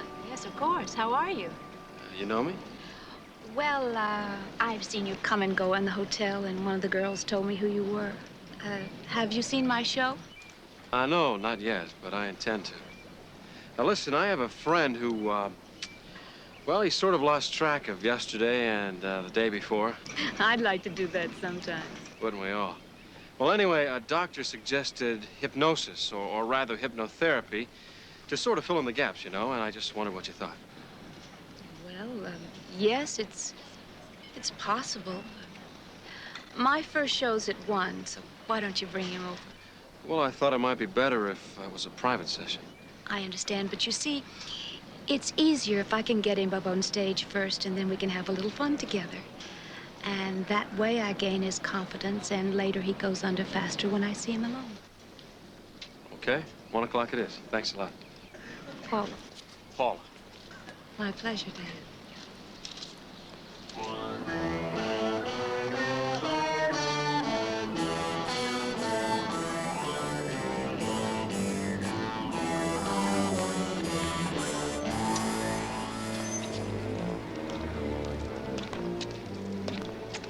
What did Tanna want? Believe it or not, he wants me to help his little friend Binzer. I knew Tanna'd start getting close to. I warned you, didn't Oh, gentlemen, there's no cause for alarm. I can assure you he knows nothing of what's going on. And you don't think I'm going to tell him, do you? I can guarantee you won't.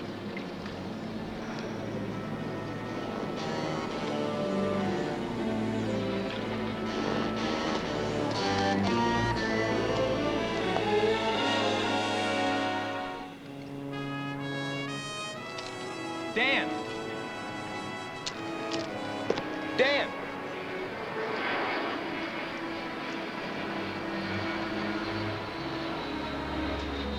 Did you get my message? No, what? Coach told me you were looking for Binzer. Told him I thought I'd seen him. Oh, where? When? Well, yesterday. Right here in the shopping center. Or at least it looked like him. He didn't act like any Binzer I knew, though. How do you mean? I mean, all the time he's logging the stats, Binzer's pretending to be something he ain't. Like a 7-foot center. Well, I don't know what he was pretending to be yesterday, but it sure was weird. He didn't even seem to know me. I spotted him over there at the sporting goods store. Bought an athletic timer and one of our Vegas athletic bags. I made some crack, and he just stared right through me. Thanks, Cal.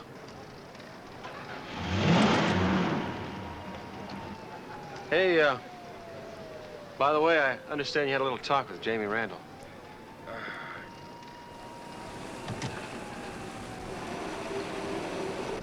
You really put her down in the cellar, pal. Yeah, well, I'm sorry about that. Yeah, well, it's not your job to worry about the whole world. And just because she wants to stick her neck out and maybe clean up sports. She's just out for a story. That's her job. Well, mine's playing the best basketball that I know how. Except when the fans go home believing the score on the board and you know different. What are you saying, man? I'm not shaving points. Cal, when you drop the ball, somebody else picks it up. Well, that's their problem. Yeah, that's their problem. Why don't you tell them that? They trust you.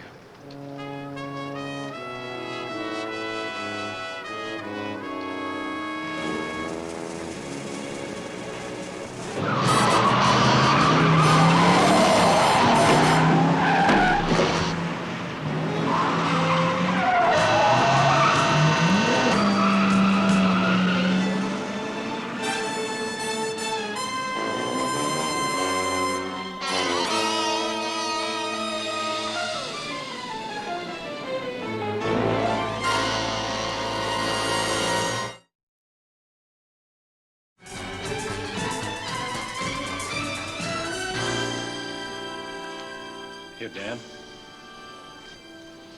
Take 2 of these every 4 hours. It won't make the pain go away, but you won't care as much.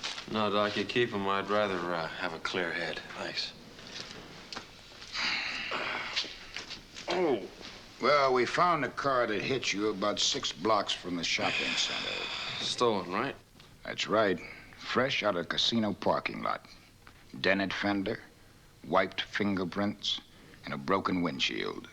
Dan, whoever went after you knew what they were doing. Well, when I find the guy, I'll return the compliment. Hold it. The one-man investigation is over. This now becomes a police matter.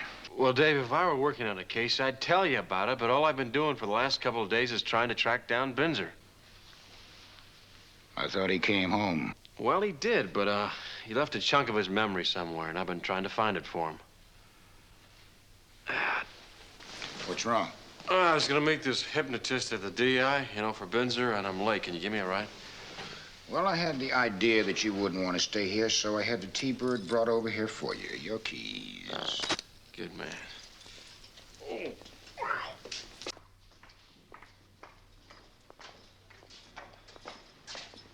Hello, B. You okay? As well as it can be expected after being hit by a car. I went through Benzer's schedules for Monday and Tuesday, and he didn't do any of the things he usually does. But he did go to that 24-hour car wash near his place. One other thing he doesn't remember. Well, the manager of the car wash sure remembers him, because they had to put Benzer's car through twice to get the gravel and the concrete off the tires. Gravel and concrete. B, it might be a long shot, but start checking around all the construction sites in town. Do you know how much construction's going on in Vegas? Beatrice, if it was easy, anybody could do it. That's right. Where are you gonna be? I'll be at the DI with Paula Conway, the first lady of hypnosis, with her subject, Binzer.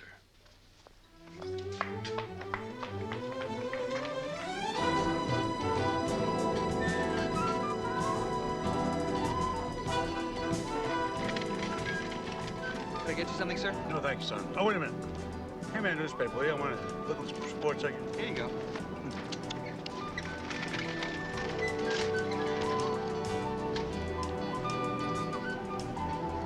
Hey, Vince. How you doing? Do you think you can get away from here for a while?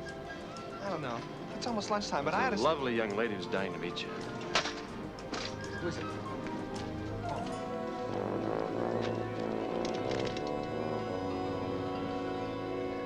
There's nothing to fear, Mr. Binzer.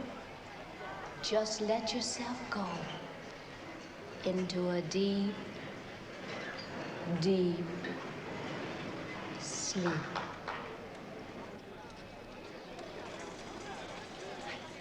Hey. See, you got Binzer back. Well, part of him. I thought you'd be over at the convention center working on Cal tape before the game. I had my say. He'll have to come around on his own. I'm going to be at the game, and he knows it. Want a drink? Binzer, let's say I'm your director and you're my star. A superstar. Binzer, if you could be anything in the world, what would you be? An entertainer.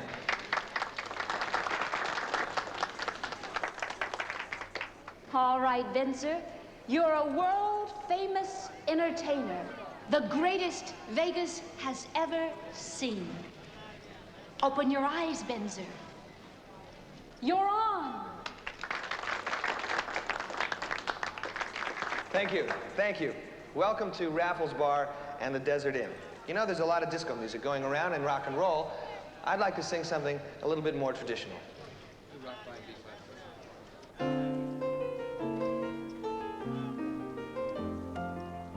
Rock-a-bye your baby with a Dixie melody.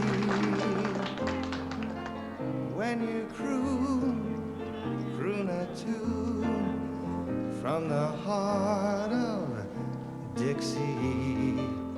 Hang that cradle, mammy mine, right on the Mason-Dixon line. And swing it from Virginia to Tennessee with all the love that's in ya. Weep no more, my lady. Sing that song again for me. This is Dan Tanna. You have a call for me? Dan, I think I found the construction site, but I hope I'm wrong. Why?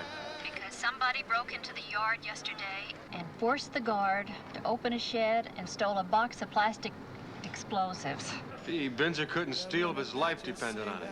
Dan, you remember last night he had a lady's stocking in his pocket? Yeah? Well, the thief was wearing a stocking over his face, and the description I got fits Binzer to a T. Okay, B, thanks.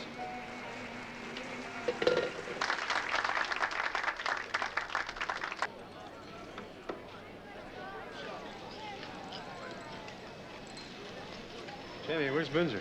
I don't know. He left the stage with Paula Conaway, and they met him out in a plaid jacket, and then they headed out towards the Plaza Suites. Okay, see you later. Yeah.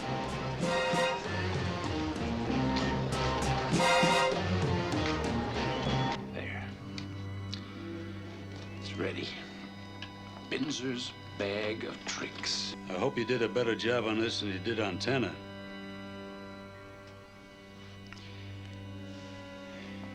If he pushes the green button, it sets the timer, and the bomb will go off in 60 seconds. If he pushes the red button, it goes off instantly. I gotta get him over to the game. Here, Paul, I'll give him his final instructions.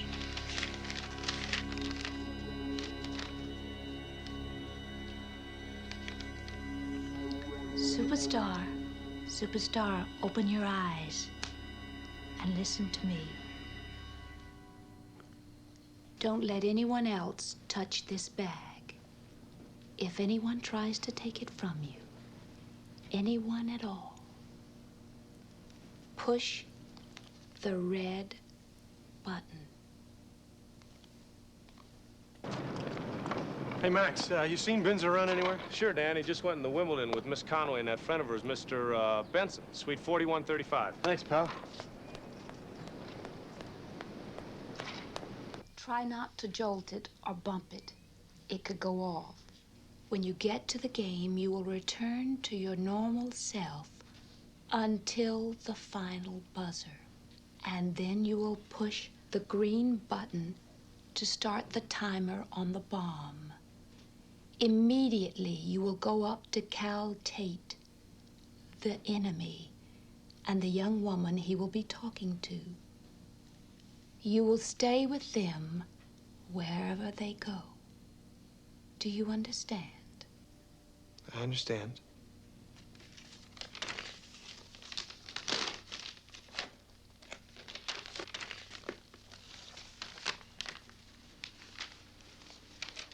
Gentlemen, your killing machine is fully activated.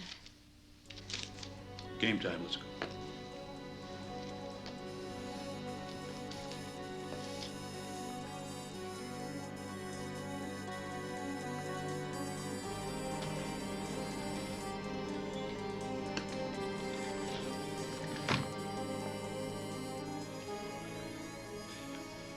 Are you sure Binzer can't be stopped? The process is irreversible. Well, that's all I wanted to know.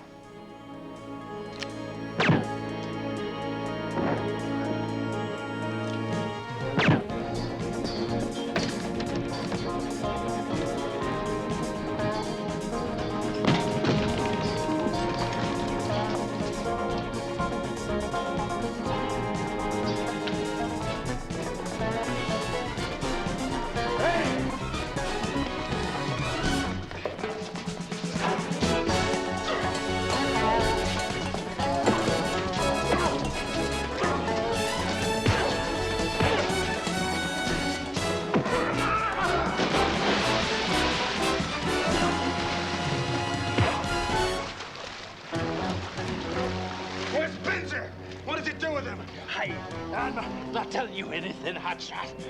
I want my constitutional rights from a regular cop. And then I want to call my lawyer.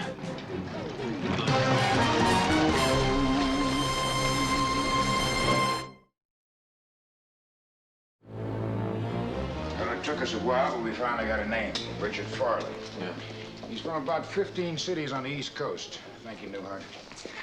Depending on what sport is hot and who's on top. It's into the point-shaving scam. Mm-hmm. He's also a mechanic. Arson devices, explosives, you name it. Dave, Paula Conway's gonna be all right, but she's gonna be in intensive care for the next few days. Nobody can see her. You gotta let me talk to Farley. Dan, you know I can't do that. As soon as we put him in custody, ask for a lawyer. Today we found an empty box of plastic explosives in Paula's suite. And yesterday, Binzer bought an athletic timer. You put that together with some wires and a battery, you got yourself a bomb. Now, did your guys find a bomb on Paula or Farley? You know they didn't. Then either it got legs or it went south with Paula's friend Benson and Binzer. Okay, you got 5 minutes with the prisoner. Let's go. Oh, get lost. I'm not talking to you or you. Not without my lawyer. Your lawyer's not gonna get your fingerprints off the gun that was used to shoot Paula Conway. I got nothing to say. Where is he? Where's Binzer?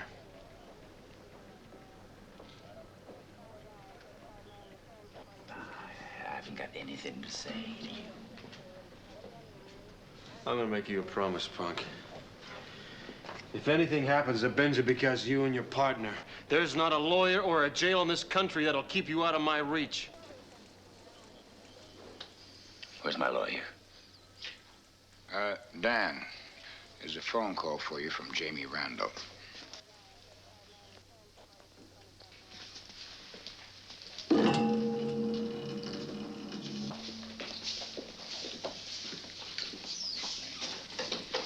Yeah, Jamie. Hi, Dan. I just got here to the game. Are you still looking for Binzer? Yes, why? Because he's here on the bench. Binzer's at the convention center. Okay, listen, is he wearing anything unusual? A bulky jacket, maybe? Well, he's got an athletic bag. That's it, that's the bomb. What? Jamie, we think Binzer's carrying a bomb. Now, I don't know how it's set, but I know he's programmed to blow it. Tell nobody about the bomb. Just tell him to stay away from Binzer until I get there. That goes double for you and Cal Tate. Okay, but you better hurry. There are only 4 minutes left in the game. Right.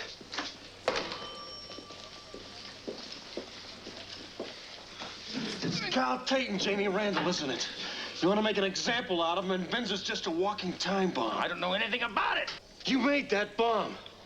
Now you'll tell us how to stop Binzer, or we're talking about murder, pal. You can't stop it. I can't. Nobody can except Paula can bring him out of it. How was the bomb set? By Binzer. At the final buzzer. And it blows 60 seconds later. And if somebody tries to get it away from him, it blows on the spot.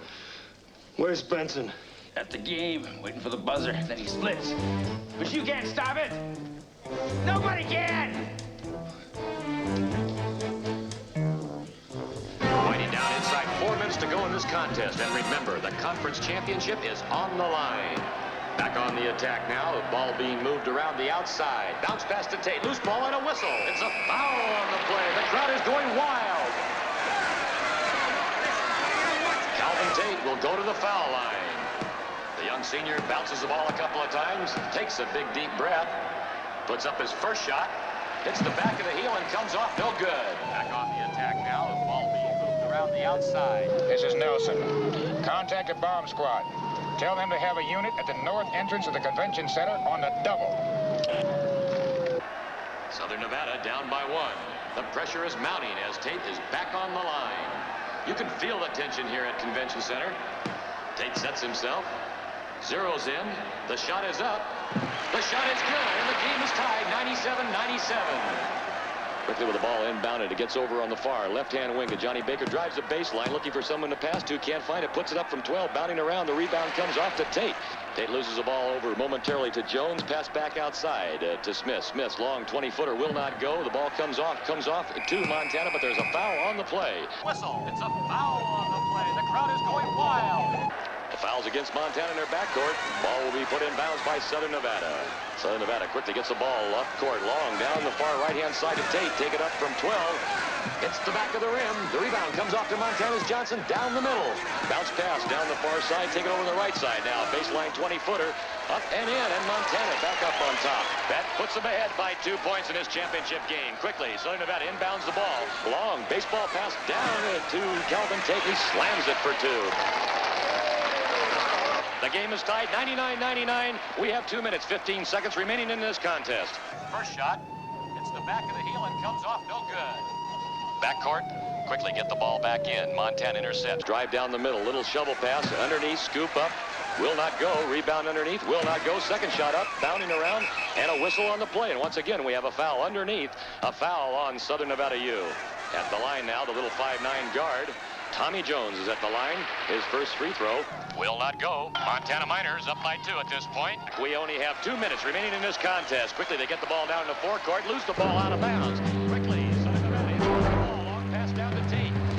Bounce pass into Henderson. Henderson turns around, lays it up and misses it. Oh, unbelievable. Bad luck for Southern Nevada. And back comes Montana. Dribble drive up the middle. Pull up for about 25. Over on the left-hand side now in the corner. Johnny Baker's long two-hander will not go. Ball loose in the forecourt momentarily. Pressure being put on by Montana. Score is 99-101 in favor of Montana. Tate with a jumper. He shoots, scores, and it's fouled on the play. The crowd is going wild. Calvin Tate has got an opportunity to put Southern Nevada ahead in this ball game and possibly win the championship. Montana bringing the ball deliberately up court. The pace is slowed down a little bit. Play is really getting rough out there. That last foul will send Calvin Tate back to the line. The crowd is on its feet. The pressure has been on this young man all night long, and so far, Tate has met the challenge. Now he's called on once more. Conley, the right-hander, sets, shoots. Oh, and this time he misses.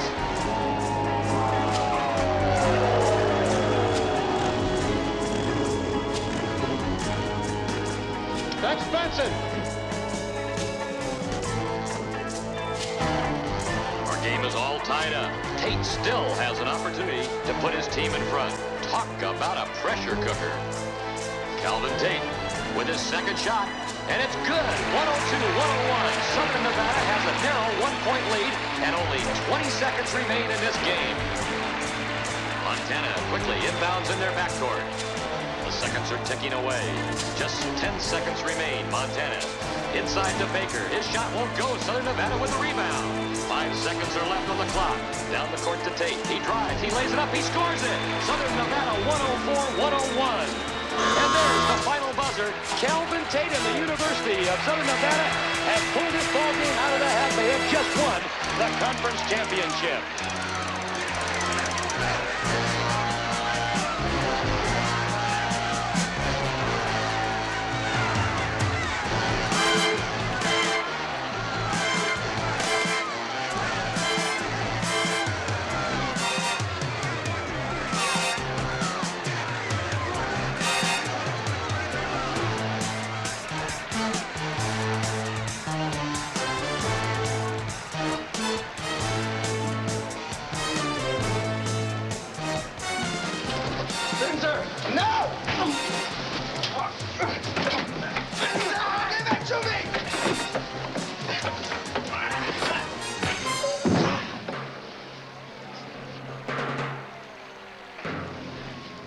Out of the way, back up.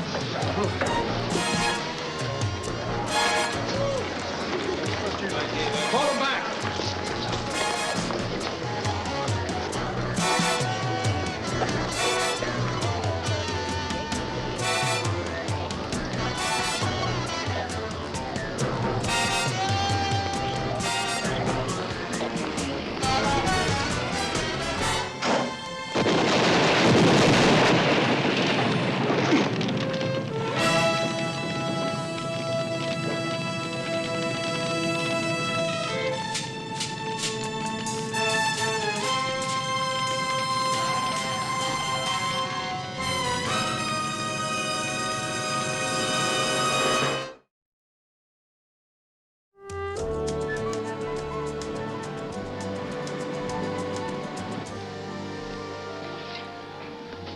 Beauty, huh? Little something to celebrate Jamie breaking the point-shaving scam and Binzer back to the human race. Welcome. Well, congratulations to you, and I'm afraid that my self-improvement campaign was just almost a near disaster. Oh, I wouldn't say that. Not exactly. No, as a matter of fact, we found out you could sing. What do you mean? You were terrific. Yeah, really. Yeah, you were great. You were in the Raffles bar right up there in front of all the folks. You sang great. Yeah. As a matter of fact, you were so good, I thought it'd be nice if you sang for your supper tonight. Get away from me, you! No, I don't. Mr. Binzer. Dan, I can't sing. You can so. I cannot. Sure you can. Just try. I can't. Try. If I try, can I eat? You can eat if you try. Okay. Rock-a-bye your baby with a Dixie mill. Rock-a-bye your baby with a... That's terrible. You're right. It's really terrible.